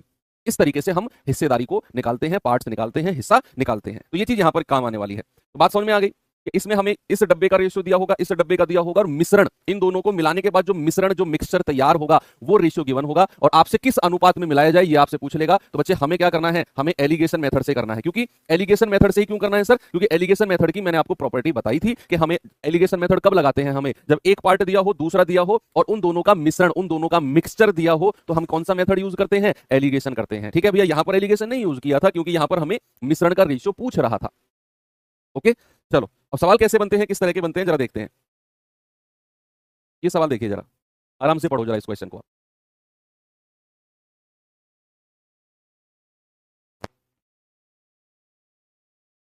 रहा है बर्तन ए और बी के मिश्रण में दूध और पानी का रेशियो 4:5 है। कितना है दूध और पानी का रेशियो 4:5 और 5:1। पहले बर्तन में दूध पानी 4:5 है, दूसरे में 5:1 है। कह रहा है बर्तन ए और बर्तन बी को किस अनुपात में मिलाया जाए। देखो अब यहां मैंने बोला ना कि जो कल हमने क्वेश्चन पढ़े और जो आज हम पढ़ रहे हैं दोनों में बहुत 19-20 का फर्क है, लैंग्वेज में करने में बिल्कुल डिफरेंस है। अब लैंग्वेज में कहां डिफरेंस है, यहां वो कह रहा है बर्तन ए और बी को किस अनुपात में मिलाया जाए। अनुपात पूछ लिया आपसे ताकि ताकि ताकि दूध और पानी का जो अनुपात है वो 5:4 हो जाए, यानी कि ए और बी को मिलाया गया किस रेशियो में, ताकि जो नया मिश्रण बना उसमें दूध पानी का रेशियो 5:4 हो गया। ये आपसे पूछ रहा है, कह रहा है किस अनुपात में मिलाए। अब ये तो हमें श्योर है कि हम इसे एलिगेशन से करेंगे, क्योंकि हमें दोनों, पहले बर्तन में दूध पानी, दूसरे बर्तन में दूध पानी, और जो मिश्रण बना उसमें दूध पानी दिया हुआ है, और हमसे कह रहा है बताओ किस अनुपात में मिलाऊं। तो आपको एलिगेशन लगाना है। सर यहां पर तो अनुपात दिया हुआ है, अनुपात में कैसे एलिगेशन लगाएं सर। आपको रेशियो दिया हुआ है ये दूध का, ये पानी का, ये दूध का, ये पानी का, ये दूध का, ये पानी का। आप क्या करो, एलिगेशन या तो दूध पे लगा लो या पानी पे लगा लो। सर ऐसे कैसे, या तो आप दूध का हिस्सा ले लो यहां से भी, जैसे अभी हिस्सा निकालना मैंने सिखाया, दूध का हिस्सा यहां से ले लो, दूध का हिस्सा यहां से ले लो, और मिश्रण में भी दूध का हिस्सा ले लो और एलिगेशन लगा दो। जैसे अगर मैं क्या कह रहा हूं, मैं दूध पर एलिगेशन लगा रहा हूं, तो मुझे जरा बताओ जो पहला बर्तन है ए, उसमें दूध पानी का रेशियो है ना 4:5, तो दूध का हिस्सा कितना है 4 बटा, और टोटल कितना है 5 और 4 9, और दूसरे बर्तन में दूध कितना है बच्चा 5/5 और 1 6, और मिश्रण में दूध कितना है 5/5 और 4 9। यहां पर जो रेशियो आएगा वो आपका उत्तर होगा। अब आप कहेंगे कि सर दूध पर ही एलिगेशन क्यों, पानी पर भी तो लग सकता है। हाँ, आपके पास रफ कॉपी है, आप पानी पर एलिगेशन लगाओ कि पानी कितना है यहाँ 5/5 और 4 9, यहाँ पानी कितना है 1/5 और 1 6, और मिश्रण में पानी कितना है 4/5 और 4 9, और यहाँ दोनों से रेशियो सेम आएगा। जो यहाँ रेशियो आएगा वही यहाँ रेशियो आएगा। ये आपका काम है, जल्दी से मुझे बताओ क्या दोनों से रेशियो सेम आ रहा है। जो बच्चा रफ कॉपी और पेन लेके बैठे प्लीज आप मुझे जवाब जरूर दें कि क्या दूध और पानी, मैंने यहाँ पर पानी पर एलिगेशन लगाया, यानी कि मैंने पानी का हिस्सा यहाँ, पानी का हिस्सा यहाँ, और पानी का हिस्सा मिश्रण में, यहाँ मैंने दूध पर रेशियो एलिगेशन लगाया, दूध का हिस्सा हमने तीनों जगह लिया, दोनों जगह आपका आंसर सेम आना है। और इस चीज को सॉल्व करना मैं आपको पहली ही क्लास में सिखा चुका हूं कि आपने क्या करना है, एलसीएम लेना है 9 6 और 9 का। भाई कितना आएगा जरा बताना, एलसीएम ऑफ 9 6 9 का 18 आ जाएगा, और 18 की मल्टीप्लाई तीनों में कर दो, यहां भी और यहां भी, सिखाया ना ये तो मैंने आपको। तो 9 दूनी 18, 4 दूनी 8, ये कितना हो जाएगा 6 तिया 18, 5 तिया 15, ये कितना हो जाएगा 9 दूनी 18, 5 दूनी 10। तो बड़े में से छोटा घटाओ, 15 में से 10 गया 5 और 10 में से 8 गया 2, भैया रेशियो आ गया 5-2 का। देख लो यहां भी रेशियो 5-2 ही आएगा, सेम आएगा। आप किसी भी एक पर आप एलिगेशन लगा दोगे आपका उत्तर आएगा। इसका मतलब है जो आपसे पूछ रहा है ना कि ए और बी को किस अनुपात में मिलाया जाए, आपको पता चल गया कि भैया उन्हें 5-2 के अनुपात में मिलाया जाना चाहिए। सेम आएगा, यहां भी 5-2 ही आएगा, देख लेना भाई। 9-9-6 का रेशियो एलसीएम 18 आएगा, 18 की मल्टीप्लाई तीनों में कर दो, घटा घटू के देख लो, सेम आना है। चलो एक और सवाल देता हूं आपको। अगर किसी सवाल में ऐसा लिखा हो इक्वल रेशियो या फिर हिंदी में बराबर अनुपात, इक्वल रेशियो या बराबर अनुपात, या फिर आपसे कहेगा आधा आधा, हाफ हाफ, ऐसे बोलेगा हाफ एसिड हाफ वाटर जैसे इसमें बोला है, तो बच्चा रेशियो हमेशा याद रखना 1:1 होता है। क्या होता है दोनों केस में? 1:1। या किसी चीज को बराबर बराबर मात्रा में मिलाओ तो मतलब है 1:1 में मिलाओ, किसी चीज को आधा आधा मिलाओ तो रेशियो भी 1:1 ही आना है, क्योंकि आधा आधा का मतलब है 1/2 अनुपात 1/2, तब भी रेशियो 1:1 आएगा। ठीक है, तो जरा देखो यहां पर दो बर्तन ए और बी में एसिड और वाटर का रेशियो 4-5 है और 14-13 है, दोनों द्रव को किस अनुपात में, देखो अगेन यहां पर पूछ लिया।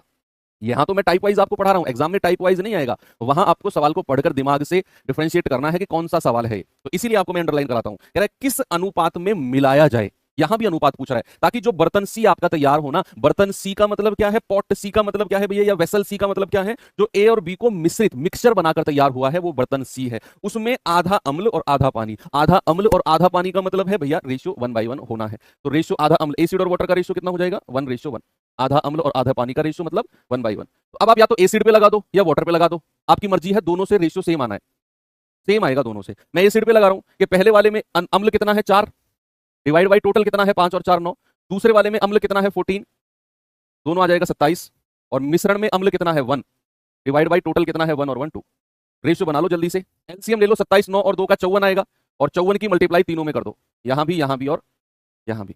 54 क्या है सर, 54 54 जो है ये 9 27 और 2 का एलसीएम है, और इसकी मल्टीप्लाई मैं तीनों में कर रहा हूं, तो मुझे मिलेगा 9 6 54 और 6 चौक 24, यहां से मिलेगा 27 दूनी 54, 14 दूनी 28, और यहां से मिलेगा 27 बार, और 27 एकम 27। बड़े में से छोटा घटा दो, 28 में से 27 गया 1, 27 में से 24 गया 3। बच्चा यही रेशियो आपको जब आप पानी पर एलिगेशन लगाओगे ना, तब भी आपको ये रेशियो 1:3 ही मिलेगा। अब पानी का फ्रैक्शन लेके देख लेना, सेम आना है।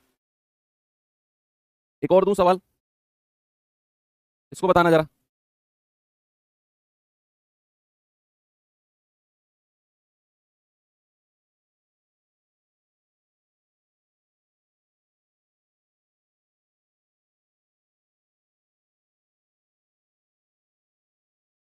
दो बर्तन में पेट्रोल और केरोसिन का मिश्रण क्रम से है 4:3 और 3:5 के रेशियो में है, दोनों बर्तन को किस अनुपात में मिलाया जाए कि नए मिश्रण, जो आपका तीसरा मिश्रण बन गया, उसमें पेट्रोल और केरोसिन की मात्रा समान हो जाए।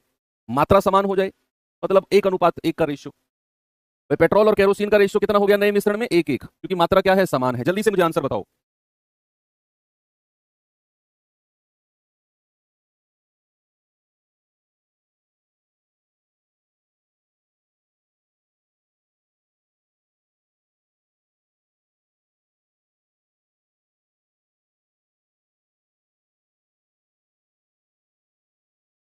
अच्छा चलो देखते हैं भाई, आप किस पर एलिगेशन लगा रहे हो, केरोसिन पर लगा दे। चलो केरोसिन पर एलिगेशन लगाते हैं। तो केरोसिन का हिस्सा कितना है 4/7, यहां कितना है 3/5 3 8, और मिश्रण में कितना है 1/2। तो एलसीएम किसका लेना है 7 8 और 2 का, कितना आ जाएगा 56 आ जाएगा। कितना आएगा बच्चा 56, और 56 की मल्टीप्लाई तीनों में कर दो, यहां भी और यहां भी। तो 2 से जाएगा 28 बार, 2 से जाएगा 8 चौक 32 बार, और 2 से जाएगा 7 या 21 बार। तो 28 में से 21 गया 7, और 32 में से 28 गया 4। क्या रेशो आ जाएगा बच्चा, ऑप्शन नंबर ए हमारा बिल्कुल सही है। आसान है, कल वाला टाइप भी आपका हो गया, ये वाला भी हो गया। चलो मैं आपको थोड़ा सा आगे लेकर चलता हूं। एक टाइप में बीच में छोड़ रहा हूं, इसे लास्ट में करेंगे, आसान है, सबसे लास्ट में करेंगे। ये भी आसान है जो मैं आपको करा रहा हूं। देखो जो टाइप अब मैं आपको करा रहा हूं, ये कराने को बहुत सारे तरीके से हो जाता है। मैंने अभी टाइप दिखाया नहीं आपको, मैं जस्ट बता रहा हूं, कराने को ये बहुत सारे तरीके से हो जाएगा। और लेकिन अगर हम इसे बेसिक तरीके से करें, बेसिक इन द सेंस कि जो आपको प्रैक्टिकल रूप से जिसे आप समझ सकते हो, और जिसको मैंने आपको समझाया भी है। कैसे, क्या मैंने आपको ये बताया कि भैया इसमें अगर दूध और पानी है, मान लो दूध 10 लीटर है, पानी 2 लीटर है, अगर मैं सपोज इसमें 1 या 2 लीटर पानी मिलाता हूं, तो केवल और केवल पानी की ही मात्रा बढ़ेगी। दूध तो अपना 10 लीटर ही रहेगा, लेकिन जो पानी है वो 2 और 2 4 लीटर हो जाएगा। कितना हो जाएगा 2 और 2 4 लीटर। तो ये तो बहुत डिटेल में हमने पहली क्लास में पढ़ा कि जो चीज बाहर से मिलाई जाती है मात्रा केवल उसी की ही चेंज होती है और किसी की नहीं होती है। सपोज दैट अगर मैंने आपसे ये बोला भाई, वो हमने गीले और सूखे फल वाला कॉन्सेप्ट पढ़ा था, याद है आपको? परसेंटेज चैप्टर में हमने गीले और सूखे फल वाला कॉन्सेप्ट पढ़ा था। उसमें हमने क्या बोला था कि भैया जब पानी इवेपोरेट होता है, पानी का वाष्पीकरण होता है, तो जो सॉलिड पार्ट है उसकी मात्रा चेंज नहीं होती है। जितनी उसकी गीले फल में थी उतनी ही उसकी सूखे फल में मात्रा होगी। ये याद है ना कॉन्सेप्ट आपको, गीले सूखे फल वाला? वही कॉन्सेप्ट का ये क्वेश्चन है, सेम कॉन्सेप्ट का है। सपोज अगर मैंने आपसे बोला कि कोई बर्तन है, उस बर्तन में सपोज एसिड और वाटर है, अम्ल और पानी है, एसिड और वाटर।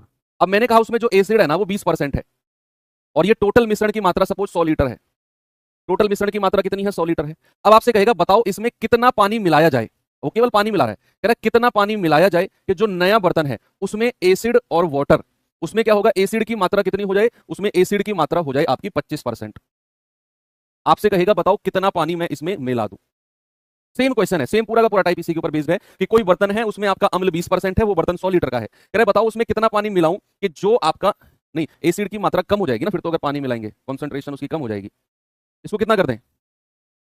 चलो इसको कर देते हैं 16% कर देते हैं कि एसिड की मात्रा घटकर 16% हो जाए। क्या आप मुझे बता सकते हो, क्या आपका कॉन्सेप्ट ये बोलता है, बोलो क्या बच्चे, आपका कॉन्सेप्ट ये बोलता है कि भैया अगर मैंने अम्ल और पानी के मिश्रण जिसमें 20% अम्ल है, 100 लीटर मिश्रण है, वो अगर मैंने इसमें पानी मिलाया तो केवल पानी की ही मात्रा बढ़ेगी, केवल पानी की ही मात्रा बढ़ेगी? यस और नो? अम्ल जो है वो अगर 20% है, कितना 20%? किसका? 100 लीटर का। अगर 100 लीटर का 20% अम्ल इसमें है तो इसकी टोटल मात्रा मुझे नहीं पता, मैं इसकी टोटल मात्रा मान लेता हूं कितनी, मान लो x लीटर मान लेता हूं। पानी मिलाने के बाद भाई 100 लीटर से बढ़कर कुछ हो जाएगी, ये मान लिया x लीटर, तो जो 20% होगा 100 का वही 16% हो जाएगा किसका? x लीटर का। और क्या ये दोनों आपस में बराबर होंगे? क्या ये कॉन्सेप्ट के साथ आप सहमत हो? यस और नो में जवाब दो मुझे। अगर ये कॉन्सेप्ट के साथ आप सहमत हो तो बच्चे आप समझ जाओ कि आप इस टाइप जो मैं कराने वाला हूं ना, इसे आप उड़ाने वाले हो फिर हवा में।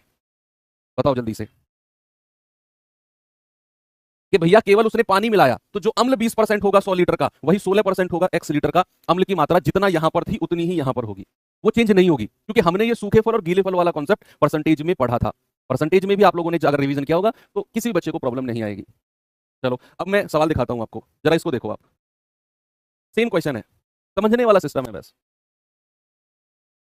सवाल कह रहा है 15% एल्कोहल वाले 20 लीटर मिश्रण में कितना पानी और मिलाऊं ताकि मिश्रण में एल्कोहल की मात्रा 12% हो जाए। देखो अब आपसे कह रहे हैं भैया कोई डब्बा है उसमें एल्कोहल कितना है? 15%। बाकी क्या है? बाकी पानी है, 85% पानी है अगर 15% एल्कोहल है। कह रहा 20 लीटर का मिश्रण है, कह रहे बताओ इसमें कितना पानी मैं मिलाऊं ताकि इस डब्बे में जो एल्कोहल है ना वो कितना हो जाए? 12% हो जाए।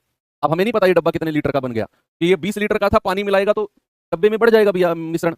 लेकिन हमें ये पता है, चलो इसको मैं x लीटर मान लेता हूं, हमें ये पता है कि जो एसिड होगा, जो एल्कोहल होगा, उसकी मात्रा चेंज नहीं होगी, क्योंकि उसने केवल क्या मिलाया? पानी मिलाया। और अगर पानी मिलाया है तो एल्कोहल नहीं बदलेगा, ये तो मैं आपको 3 दिन से पढ़ाता आ रहा हूं भैया। यानी कि 15% जो होगा 20 लीटर का, इस डब्बे में एल्कोहल होगा, और इसमें एल्कोहल कितना है? इसमें एल्कोहल 12% है, कितने का? x लीटर का। और दोनों जगह एल्कोहल की मात्रा बराबर होगी, पुराने डब्बे में भी और नए डब्बे में भी। तो x का मान बताना, 3 चौके 12, 3 पंजे 15, 4 पंजे 20 और 5 पूरे 25। x कितना आ गया? 25 लीटर। यानी कि पहले उस डब्बे की मात्रा कितनी थी? 20 लीटर, अब कितनी हो गई? 25 लीटर। तो जो 5 लीटर एक्स्ट्रा बढ़ा, देखो ये x कितना आ गया? 25 लीटर। ये डब्बा पहले 20 लीटर का था, अब 25 हो गया, क्योंकि इसमें पानी मिलाया है। तो पानी कितना मिलाया है? आप कहेंगे सर 25 माइनस 20, 5 लीटर पानी मिलाया। 5 लीटर क्या मिलाया है? 5 लीटर पानी मिलाया, ऑप्शन नंबर सी। इतने सिंपल तरीके से आपने करना है। बस आपने क्या करना है? एल्कोहल की मात्रा दोनों जगह बराबर करनी है। बहुत सारे लोग इसे एलिगेशन मेथड से भी करते हैं, बहुत सारे लोग इसे रेशियो मेथड से भी करते हैं। भाई जरूरत ही नहीं है, हमने ये प्रैक्टिकल तरीका परसेंटेज के जमाने से पढ़ा है, तो क्यों ना हम अपने उसी तरीके से इस चीज को समझें और उसी तरीके से इस चीज को करें। बोलो। अब जैसे एक और क्वेश्चन मैं आपको देता हूं भैया, इसको बताना मुझे, ये सवाल बताना जरा।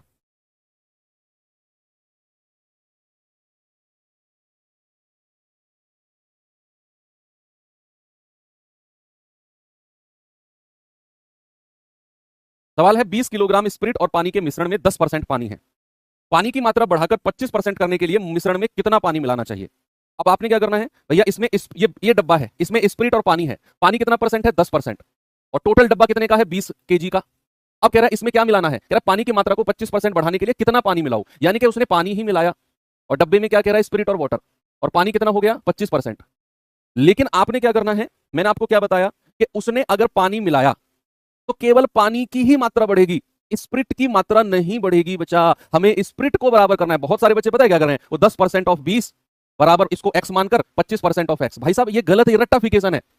ये उसने पानी का परसेंटेज दिया, फिर पानी मिलाया और फिर पानी का परसेंटेज दे दिया। हमें पानी मिलाने से मतलब नहीं है, हमें यह कंफर्म होना चाहिए कि अगर उसने पानी मिलाया तो भैया स्प्रिट चेंज नहीं होगा। हमें स्प्रिट को बराबर करना है। क्या करना है? स्प्रिट को। अगर ये 10% पानी है तो स्प्रिट कितना? 90%, दोनों 100 होना चाहिए। ये 25 है तो स्प्रिट कितना? 75%, दोनों 100 होने चाहिए। तो ये 90% ऑफ 20 किलोग्राम स्प्रिट है, बराबर किसके होगा? 75% ऑफ एक्स के। 75% ऑफ एक्स के स्प्रिट बराबर होगा, क्योंकि उसने बाहर से क्या मिलाया? पानी। तो पानी मिलाया है तो पानी की ही मात्रा बढ़ेगी, स्प्रिट की नहीं बढ़ेगी। जितना स्प्रिट यहां होगा 90% ऑफ 20 किलोग्राम, उतना ही स्प्रिट यहां होगा 75% ऑफ एक्स। ओके, तो परसेंटेज से परसेंटेज गया, 5 चौके 20, 5 से जाएगा 15 बार, और 15 छिक्के 90 और 6 चौक 24। तो एक्स कितना आ गया? 24 kg। अब आप देख सकते हैं बच्चा कि भैया यहां 20 किलोग्राम मिश्रण था और यहां एक्स कितना आ गया? 24। तो 20 किलोग्राम से 24 किलोग्राम जो बढ़ा, कितना? 4 kg। ये क्या बढ़ा है? ये पानी बढ़ा होगा, यानी कि ये उसने पानी मिलाया होगा। Option number A, 4 kg। आप लोग पहले क्या करने लगे थे? 10% ऑफ 20 बराबर 25% ऑफ। भाई ये क्यों कर रहे हो? ये तो रटने वाली बात हो गई यार। फिर तो मेरी इतनी मेहनत बेकार है। मैं 2.5 महीने में सिलेबस कंप्लीट करा देता। फिर तो उसी में खुश थे, तुम भी उसी में खुश था, मैं भी। तुम्हें लगता वाह मास्टर ने तो 2.5 महीने में सिलेबस करा दिया, मजा आ गया यार, इससे बढ़िया मास्टर तो कोई है ही नहीं। अब मुझे बुराई मिल रही है क्योंकि मास्टर ने तो 5 महीने सिलेबस खींच दिया, पता नहीं क्या पढ़ा रहा है, सबका सिलेबस हो गया, इसी का नहीं। तो उस चीज में मुझे लगता है कि मैंने गलती कर दी इतने दिन सिलेबस खींच के। ऐसे मत करो, ऐसे निराश मुझे करोगे तो फिर मैं आपके आने वाले जो जूनियर है ना, जिनको आगे मैं बैच पढ़ाऊंगा, फिर उनके लिए मुझे सोचना होगा कि इनको भी 2.5 महीने में खत्म या 3 महीने में खत्म करते हैं। एटलीस्ट अपने आने वाली जनरेशन जूनियर्स के लिए तो सोचो।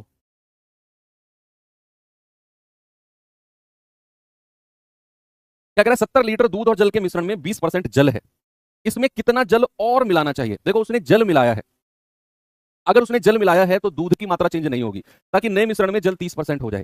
भाई कोई डब्बा है, उसमें दूध और जल, 20% जल है, कह रहा है 70 लीटर का ही डब्बा है, इसमें कितना पानी और मिलाएं ताकि नए डब्बे में दूध और पानी जल कितना हो जाए? 30%। अब हमें पता है कि अगर उसने पानी मिलाया है तो दूध की मात्रा नहीं बदलेगी, दूध की मात्रा नहीं चेंज होगी। मान लो इसको 100 लीटर, तो अगर ये 20% है तो दूध 80% होगा, अगर ये 30 है तो दूध 70 होगा, क्योंकि टोटल 100 होना चाहिए। तो 80% ऑफ 70 लीटर बराबर 70% ऑफ एक्स। तो परसेंट से परसेंट गया, 70 से 70 गया, एक्स बराबर कितना आ जाएगा? 80 लीटर। अब आप देख लो कि भैया पहले डब्बा 70 लीटर का था, अब 80 लीटर का हो गया, तो 70 से 80 जो बढ़ा वो क्या बढ़ा होगा? पानी बढ़ा होगा। 10 लीटर क्या बढ़ा होगा? पानी बढ़ा होगा। Option number A. आ गया सबका? ओके,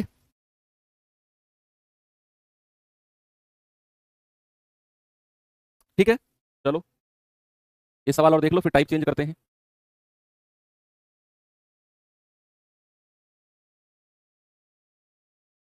सवाल है, दूध और पानी के 30 लीटर मिश्रण में दूध और पानी का रेशियो कितना है? 7:3 का है। इसमें कितना पानी और मिलाया जाना चाहिए ताकि परिणामी मिश्रण में 40% पानी हो जाए?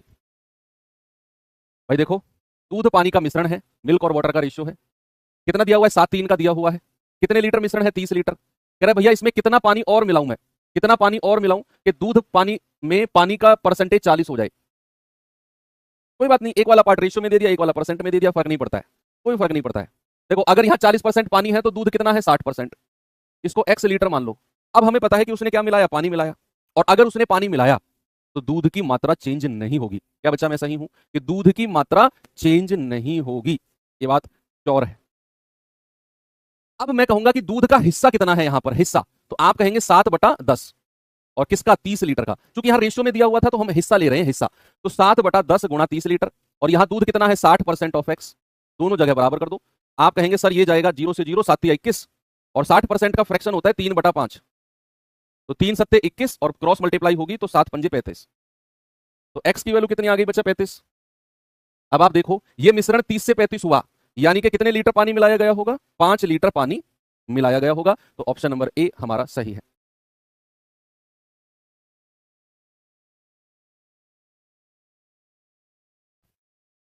ठीक है,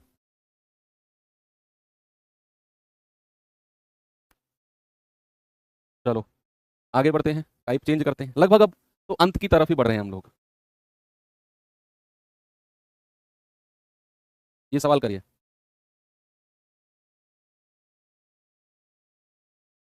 ये अलग टाइप है अब।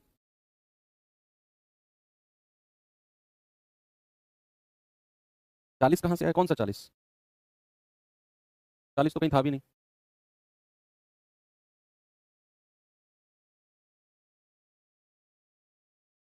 कह रहा है एक मिश्रण में ग्लिसरीन और पानी का रेशियो 3:1 है। ग्लिसरीन और पानी, कह रहा मिश्रण का कितना अंश निकाला जाना चाहिए और पानी से रिप्लेस करना चाहिए। पता है, ऐसा सोचो, एक डब्बा है, उसमें ग्लिसरीन पानी भरा हुआ है। अब क्या कर रहा है, उस डब्बे में से मिश्रण को निकाल रहा है। सपोज वो एक ढक्कन निकाल रहा है, मिश्रण निकलेगा एक ढक्कन, और कह रहा है उसमें एक ढक्कन पानी डाल रहा है। अब वो यही कह रहा है कि कितना हिस्सा मैं निकालूं और उसकी जगह पानी मिला दूं ताकि जो ग्लिसरीन और पानी का रेशियो है वो एक एक हो जाए। अब ये कॉन्सेप्ट आपको थोड़ा सा समझना है। सपोज मेरे पास जो है वो दूध पानी का रेशियो है, कितना है, 3:2 का रेशियो है। अब हमें नहीं पता ये कितना डब्बा है। सपोज मैंने कहा 20 लीटर का डब्बा है। क्या बोला मैंने, 20 लीटर का डब्बा है। अब इसमें से अगर मैं 5 लीटर मिश्रण निकालता हूं, समझना, 5 लीटर मिश्रण निकाला जाए तो वो किस अनुपात में निकलेगा, जरा बताना मुझे। अगर मैं इसमें 5 लीटर मिश्रण बाहर निकालता हूं तो किस अनुपात में निकलेगा। तो बच्चे हमेशा याद रखना, जो रेशियो, ऐसा नहीं है कि दूध ज्यादा निकल जाएगा और पानी कम निकलेगा। भाई दूध पानी का मिश्रण जो होगा आप उसमें से डब्बा भर के निकालो, ऐसा थोड़ी है कि उस डब्बे में दूध ज्यादा होगा पानी कम होगा ना। जो अनुपात मेरा ओरिजिनल मिश्रण में होगा दूध पानी का, आप चाहे 5 लीटर निकालो, चाहे आप 1 लीटर निकालो, चाहे आप आधा लीटर निकालो, कितना भी मिश्रण निकालोगे ना, उसमें दूध पानी का रेशियो जो होगा निकाले गए मिश्रण में वो वही होगा जो ओरिजिनल का है। क्या रेशियो होगा, ओरिजिनल वाला रेशियो ही निकाला जाएगा। यानी कि 5 लीटर को 3:2 में बांट दो, आपको पता चल जाएगा कितना दूध निकाला है, कितना पानी निकाला है। यस। अब जो ये 5 लीटर निकालने के बाद जो शेष बचेगा, जो शेष बचेगा कितना, 20 में से 5 लीटर गया, कितना बचा, 15 लीटर। कितना बचा भैया, 15 लीटर। इस 15 लीटर में भी अगर मैं आपसे पूछूं कि दूध पानी का रेशियो कितना बचा है, यानी कि 20 लीटर मिश्रण जिसमें दूध पानी का रेशियो 3:2 था, मैंने 5 लीटर मिश्रण को बाहर निकाल लिया, तो मैंने आपसे बोला कि वो 3:2 के अनुपात में ही निकलेगा। इस 20 में से अगर 5 लीटर गया तो बचेगा 15 लीटर, और मैंने आपसे बोला ये 15 लीटर में दूध पानी का रेशियो क्या होगा। तो क्या आप मुझे बता सकते हो, बोलो सर। वही रेशियो बचेगा जो ओरिजिनल में था। यहां भी दूध पानी का रेशियो वही बचेगा जो ओरिजिनल में था, 3:2 का ही रेशियो पर, अनुपात पर कोई भी फर्क नहीं पड़ेगा। ये बात आपने समझनी है कि अनुपात पर कोई भी फर्क नहीं पड़ेगा, चाहे मिश्रण निकालो, चाहे शेष मिश्रण की बात करो, जो ओरिजिनल का रेशियो है वही हमारा रेशियो सेम रहता है। चलिए सवाल पे आते हैं। ये तो अलग से मैंने कॉन्सेप्ट आपको बताया, इसको मैं आपको एलिगेशन मेथड से करा दूंगा। एलिगेशन से ये वाला मेथड अच्छा होता है, प्रतिस्थापित वाला, जहां प्रतिस्थापित करते हैं ना कि कुछ हिस्सा निकालो और उतना ही पानी डाल दो, इसको एलिगेशन से अच्छे से किया जा सकता है। सबसे पहले आपने क्या करना है, जो चीज उसने बाहर से मिलाई एलिगेशन उसी पर लगाना है। इस तरह का क्वेश्चन बहुत रेयरली एग्जाम में पूछे जाते हैं, हालांकि यूपी कांस्टेबल में आ गया, लेकिन इसका एक स्पेशल कॉन्सेप्ट होता है। स्पेशल कॉन्सेप्ट क्या है कि भैया आपको जो चीज बाहर से मिलाई, तो जो चीज बाहर से उसने मिलाई है उसी पर एलिगेशन लगाते हैं। मिलाई है उसी पर क्या करना है, एलिगेशन लगाना है। ये लिख लो आप, उसी पर एलिगेशन लगाना है, क्योंकि तभी हम बता सकते हैं कि कितना हिस्सा मिलाया है। भाई अगर उसने बाहर से मिलाया पानी और मैं पानी पर एलिगेशन नहीं लगा रहा हूं तो मैं कैसे बता पाऊंगा कि कितना पानी उसने मिलाया। तो उसने जो बाहर से मिलाया पानी, तभी मैं बता पाऊंगा कि कितना उसने पानी मिलाया है। और हमेशा याद रखना, कोई भी प्योर चीज जो होगी, जो कोई भी प्योर वस्तु होगी, वो अपने आप में 100% होती है ऑलवेज। और इसका अगर मैं फ्रैक्शन आपसे पूछूं 100% का, तो ये होता है 1। भाई 100/100। ये दो चीज आपने ध्यान में रखनी है कि भैया ऐसे सवालों में जहां रिप्लेसमेंट या प्रतिस्थापन वाले सवाल होंगे कि ये निकाला उसकी जगह पे पानी डाल दिया, वहां पर आपने क्या करना है, जो चीज बाहर से मिलाई है एलिगेशन आपने उसी पर लगाना है। और जो प्योर वस्तु होगी वो हमेशा 100% होगी। प्योर वस्तु का मतलब है कि अगर आप शुद्ध पानी मिलाते हो तो शुद्ध पानी कितना परसेंट है, 100%। अगर आप शुद्ध दूध की बात करते हो तो शुद्ध दूध कितना है, 100% है। ठीक है, बस हो गया सवाल। अब यहां पर उसने क्या मिलाया, कितना अंश निकाला मिश्रण का और बाहर से पानी मिलाया, तो आपने एलिगेशन किस पर लगाना है, पानी पर। तो यहां भी आपको पानी का ही हिस्सा चाहिए। भाई उसने ग्लिसरीन और पानी दिया हुआ है 3:1 के रेशियो में, तो पानी का हिस्सा कितना है, 1/3 और 1/4। भाई पानी का हिस्सा कितना हो जाएगा, 1/3 और 1/4। ये पानी का हिस्सा हो गया। और जो इधर लिखना है, जो बाहर से पानी मिला, ये तो मिश्रण में पानी का हिस्सा है, मिश्रण में। और इधर से मैं बात कर रहा हूं जो बाहर से पानी मिलाया, जो बाहर से उसने पानी मिलाया वो अपने आप में कितना होता है, 100%। लेकिन हम यहां पर फ्रैक्शन भिन्न में बात कर रहे हैं, तो यहां पर 100% का भी भिन्न, दैट इज 1 लेना है। और मिश्रण में भी पानी का ही आपको फ्रैक्शन चाहिए, कि मिश्रण में पानी का फ्रैक्शन 1/2 हो जाएगा।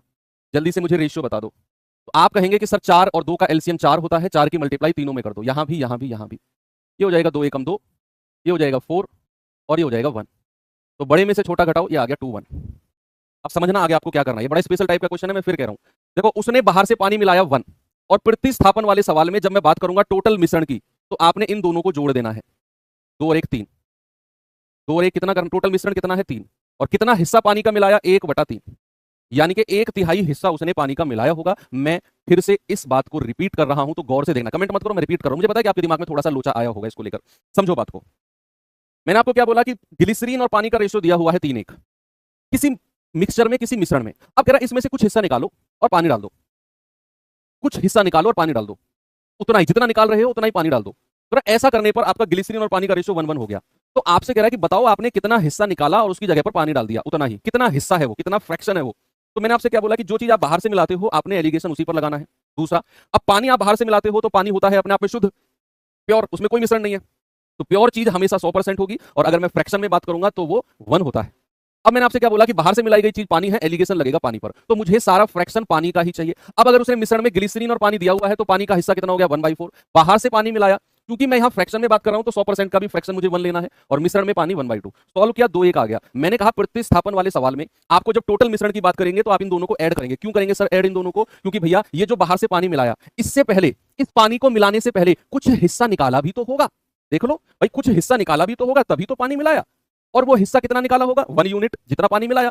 तो इसीलिए हम इन दोनों को जोड़कर कहते हैं कि हमारा ओरिजिनल मिश्रण 3 यूनिट था, फिर उसमें से एक हिस्सा बाहर निकाला, एक हिस्सा पानी डाल दिया, तो इसीलिए हम कहेंगे 1/3 हमारा पानी बाहर से मिलाया गया है, 1/3 वाटर मिलाया गया है। ठीक है, चलो ये सवाल करिए जरा।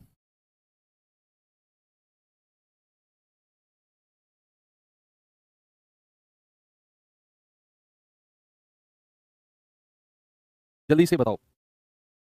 1/2, अरे भाई ग्लिसरीन और पानी का रेशियो फाइनल मिश्रण में 1:1 दिया हुआ था, तो पानी का हिस्सा कितना हो जाएगा, 1/1 और 1/2। कहां थे थोड़ी देर पहले, पिछले टाइप में हमने किया था, सेम क्वेश्चन है।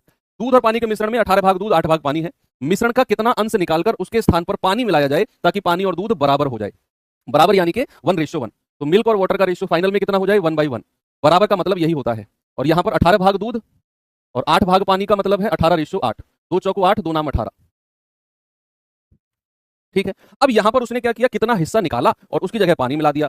प्रतिस्थापन रिप्लेसमेंट का क्वेश्चन है, तो मैंने बोला जो चीज बाहर से मिलाई गई एलिगेशन उसी पर लगाएंगे। तो बाहर से क्या मिलाया उसने, पानी, तो पानी का हिस्सा कितना है, 4 बटे टोटल कितना है, 9 4 13, और जो बाहर से पानी मिलाया वो अपने आप में शुद्ध होता है, और शुद्ध चीज का जो फ्रैक्शन होता है, शुद्ध चीज का बच्चे जो भिन्न होता है वो कितना होता है, 1 होता है। प्योर वस्तु का फ्रैक्शन कितना होता है बच्चा, 1 होता है।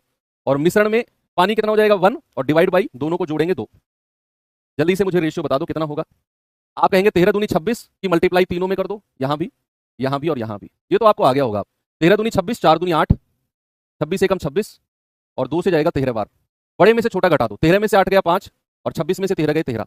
अब टोटल की मैं बात करूंगा, टोटल कितना हो जाएगा, 13 + 5 दैट इज 18, है ना। दोनों को आपने जोड़ना है, कह रहा कितना हिस्सा निकालकर पानी मिलाया गया, तो बाहर से कितना मिला, 5 यूनिट, और टोटल कितना है 18, तो उत्तर कितना हो जाएगा, 5/18, that is option number D.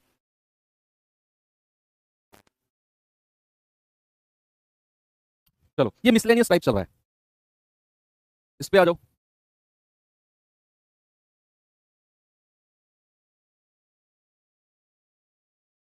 एक घोल में 50 लीटर शुद्ध दूध होता है, एक घोल में 50 लीटर शुद्ध दूध होता है। 10 लीटर दूध उतनी ही मात्रा में पानी से बदल दिया जाता है, पुनः 10 लीटर मिश्रण को फिर पानी से बदल दिया, फिर यह प्रक्रिया एक बार और दोहराई गई। कह रहा है फाइनल में दूध की मात्रा कितनी होगी बताइए। अब मैं सवाल को आपको थोड़ा सा अलग से समझाता हूं कि एक्चुअल में ये सवाल है क्या, समझना। सवाल क्या कह रहा है, 50 लीटर दूध है, ये डब्बा है जिसमें केवल 50 लीटर दूध है। क्या कह रहा है, 10 लीटर दूध निकालो और 10 लीटर पानी ऐड कर दो, फिर इसमें दूध पानी का मिश्रण हो जाएगा।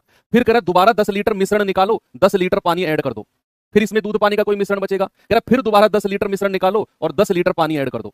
ये वो कह रहा है, मतलब ये सवाल है कि 50 लीटर दूध है, उसमें से 10 लीटर दूध निकाला, 10 लीटर पानी डाल दिया, अब दूध पानी का मिश्रण हो गया।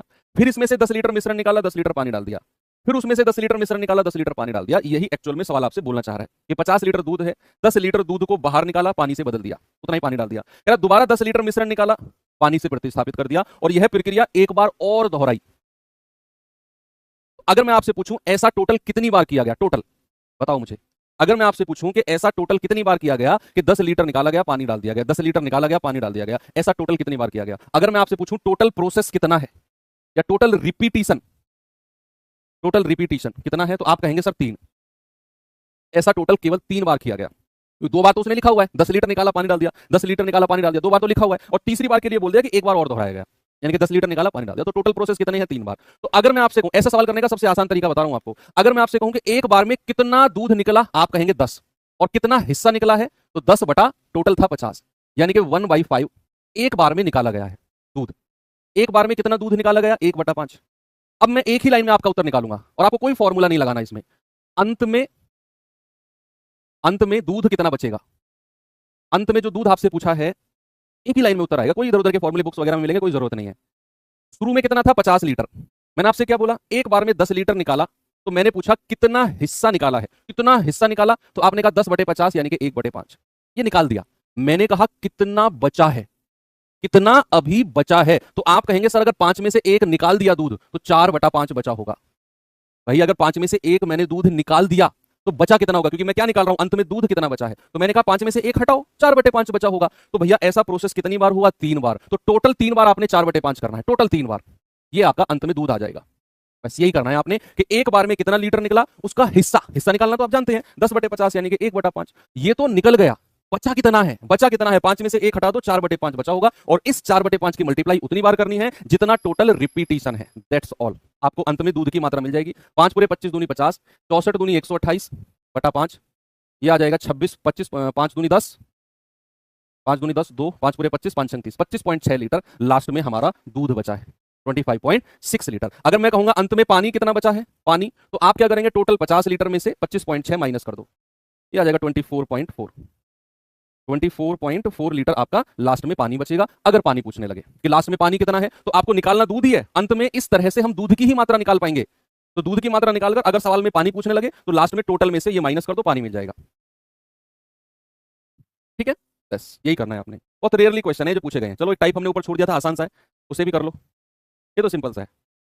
एक दूध वाला मिश्रण को क्रय मूल्य पर बेचने पर 25% का लाभ कमाता है, 25% का प्रॉफिट कमाता है, तो उसने पानी में दूध किस अनुपात में मिलाना चाहिए। देखो कोई भी चीज अगर उसने क्रय मूल्य पर बेचने का दावा किया है, तो ये बात तो श्योर है कि अगर कोई चीज कॉस्ट प्राइस पर बेचने को कह रहा है, तो जरूरी सी बात है कि अगर वो लाभ कमा रहा है तो वो पानी तो मिला रहा होगा। भाई अब मैं दूधिया हूं, अगर मैं कहता हूं कि जितने में मैं खरीद के लाया उतने में बेच रहा हूं, मैं इतना तो ईमानदार नहीं हूं मैं। अगर मैंने लाभ कमाया, फिर भी क्रय मूल्य पर बेचने को कहकर मैंने लाभ कमाया, इसका मतलब है मैंने उसमें पानी मिलाया होगा। अब ये बड़ा फिक्स पैटर्न का क्वेश्चन है कि अगर वो क्रय मूल्य पर बेचने पर लाभ कमाता है, मतलब उसने पानी मिलाया होगा तभी लाभ कमा रहा है। तो बड़ा मैं कह रहा हूं पूरे मैथमेटिक्स का सबसे आसान सवाल, मैं कहता हूं इसे हमेशा, पूरे गणित में सबसे आसान सवाल यही है, पूरे गणित में सारे चैप्टर्स में मिलाकर। आपने क्या करना है, 25% का जो लाभ है ना, उसका फ्रैक्शन लिखना है, कितना होता है 1/4। नीचे वाला हिस्सा पानी का दूध का होगा, और जो कम वाला हिस्सा है ऊपर वाला वो पानी का होगा। उसने पानी और दूध का रेशियो पूछा है, पहले पानी फिर दूध, तो रेशियो कितना हो जाएगा 1/4, वाटर और मिल्क का, ऑप्शन बी। पहले पानी को रखा फिर दूध को, ठीक है, तो आंसर कितना आ जाएगा 1/4। एक और सवाल दूं ऐसा ही, बस यही करना है, सबसे आसान क्वेश्चन होता है ये। कह रहा है पानी को दूध के साथ किस अनुपात में मिलाया जाना चाहिए इस प्रकार की मिश्रण को क्रय मूल्य पर बेचकर 12% का लाभ हो, 12% का प्रॉफिट हो। तो 12% का फ्रैक्शन बताना जरा, 4 तिया 12, 25 चौके 100। नीचे वाला पार्ट दूध का, ऊपर वाला पार्ट पानी का।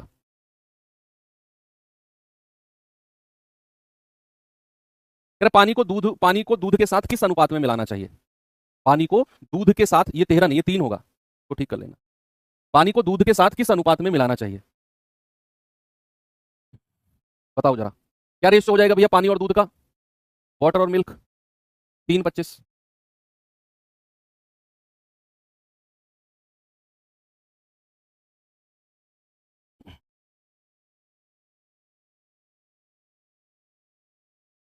ये सवाल देखो, एक दूध वाला यह दावा करता है कि दूध को उसके क्रय मूल्य पर बेचता है, कॉस्ट प्राइस पर, लेकिन फिर भी पानी मिलाकर 16 सही 2/3% का लाभ कमा लेता है। ठीक है, यदि वह 14 लीटर मिश्रण की बात करता है तो उसमें पानी की मात्रा कितनी है। यह सवाल उसने यहां से नया ऐड कर दिया।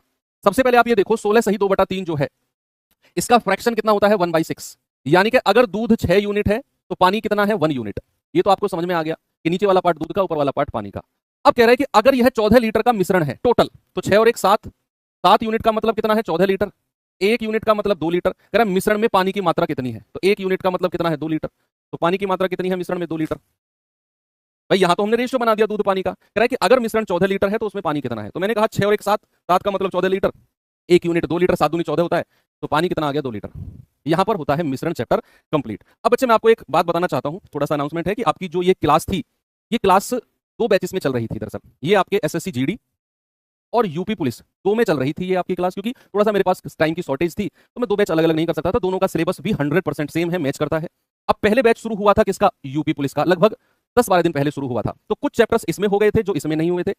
अब हमने जो एक साथ बैच को शुरू किया था वो किया था टाइम एंड वर्क से, टाइम एंड वर्क से बैच को साथ में शुरू किया था हम लोगों ने। और उससे पहले आपके जो चैप्टर्स थे वो केवल आपके स्पेशल बैच में हुए थे, मतलब आप ही के कोर्स में हुए थे, दूसरे कंबाइंड कोर्स में नहीं हुए थे। जीडी का जो टाइम एंड वर्क से पहले जो जीडी का टाइम एंड वर्क नहीं, एलसीएम एचसीएफ, सबसे पहले एलसीएम एचसीएफ हुआ था, एलसीएम एंड एचसीएफ। तो एलसीएम एचसीएफ से पहले जो जीडी के टॉपिक्स थे वो केवल जीडी में हुए थे, जो यूपी के टॉपिक थे वो केवल यूपी में हुए थे। अब क्या है कि जो इसके टॉपिक है वो इसमें कराने हैं, जो इसके है वो इसमें कराने हैं। तो मुझे क्या करना है, मुझे थोड़ा सा टाइम को चेंज करना पड़ेगा दोनों का, क्योंकि अब जो आपका कॉमन टॉपिक्स है वो सारा खत्म हो चुके हैं, चीजें एंड हो चुकी हैं। अब जैसे नंबर सिस्टम है, नंबर सिस्टम आपका जीडी में बचा हुआ है, यूपी में हो चुका है, क्योंकि हमने स्टार्ट ही उसमें किया था, है ना। तो अब जैसे हमारा रेशियो प्रोपोर्शन है, अब रेशियो प्रोपोर्शन आपका यूपी में रह रहा है, जीडी में हो चुका है, क्योंकि हमने शुरुआत ही इससे की थी, है ना। तो जो कॉमन चीज है वो हमने कर ली है। अब जो स्पेशल टॉपिक, जैसे यूपी पुलिस में कौन कौन से टॉपिक रह रहे हैं जरा मुझे बताना, यूपी पुलिस वाले बच्चे बताएंगे कौन कौन से टॉपिक रह रहे हैं। ग्राफ तो कॉमन वाला पार्ट है, वो तो लास्ट में हो जाएगा, उसका कोई इतना बड़ा इशू नहीं है। यूपी पुलिस में कौन से टॉपिक अभी बचे हुए हैं, एक तो आपका रेशियो प्रोपोर्शन बचा हुआ है, एक आपका एज वाला पार्ट बचा हुआ है, एज तो हालांकि इसमें भी बचा हुआ है ना। तो और कौन सा है, बस यही दो टॉपिक बचे हुए हैं ना इसमें। एक ग्राफ बोलो आप, हालांकि ग्राफ आता नहीं है यार, क्या इसके पीछे पड़े हुए, जीडी में तो नहीं आता, जीडी वालों को ग्राफ की जरूरत नहीं है, जीडी में आपका डीआई नहीं आता है ना। इसमें जीडी में कौन कौन से टॉपिक बचे हुए हैं आपके, एक तो नंबर सिस्टम बचा हुआ है ना, एक एज वाला पार्ट बचा हुआ है, बस यही चीजें हैं। जीडी में ग्राफ नहीं आता, जीडी वालों को ग्राफ पढ़ने की जरूरत नहीं है, नहीं आता, पिछले 5 साल से नहीं पूछा गया। तो अब उसके लिए हमें क्या करना है कि मैं क्या कर रहा हूं, मैं अब यूपी वाले बच्चों का टाइम तो यही रहेगा, लेकिन जीडी वाले बच्चों का ऑलरेडी सिलेबस हो चुका है ना, लगभग बाकी सब्जेक्ट्स का भी उनका हो चुका है। तो हम जीडी का टाइम को शाम को 7 बजे कर दें, केवल इतने दिन के लिए, जब तक ये 2 टॉपिक होते हैं, एक वीक, संडे तक मैं निपटा दूंगा इन दोनों को, संडे तक ये एंड हो जाएगा, है ना। तो तब तक मैं क्या कर रहा हूं, मैं हाँ सिंप्लीफिकेशन भी आई थिंक बचा हुआ है, एक क्लास है वो, तो सिंप्लीफिकेशन बोर्ड मासी तो पढ़ाना है, सिंप्लीफिकेशन इसमें बचा हुआ है जीडी वाले में, है ना। तो ये संडे तक हम इसको खत्म कर देंगे। तो 4 या 5 दिन के लिए जीडी वाली जो क्लास है वो कल से हम लोग 7 बजे करेंगे शाम को, और जो यूपी वाले बच्चे हैं आपकी क्लास बच्चे इसी टाइम पे रहेगी जो चल रही है 9 बजे, है ना। तो लगभग संडे तक दोनों का ही सिलेबस कंप्लीट हो जाएगा। तो 7 बजे जीडी वाले बच्चों की शायद और कोई क्लास ना हो उस टाइम पे, होनी भी नहीं चाहिए और होगी भी नहीं शायद, ठीक है। तो जो भी ऐसे जीडी वाले बच्चे हैं प्लीज आप ये टाइम नोट कर लेना, कल आपकी क्लास 7 बजे होगी शाम को, और आपका टॉपिक नंबर सिस्टम ही मैं शुरू कर दूंगा, और यूपी वालों का कल रेशियो वाला चैप्टर शुरू हो जाएगा, ठीक है। तो ठीक है, मिलते हैं फिर। अच्छा जीडी में ये हो चुका है ना, ठीक है, देख लेंगे वो तो। बाकी कल मिलेंगे अलग अलग क्लासेस में, सुबह 9 बजे भी और शाम को 7 बजे, अलग अलग बैचेस में, जीडी वाले को यहाँ, यूपी वाले को वहाँ। तो ठीक है, थैंक यू, बाय बाय, जय हिंद।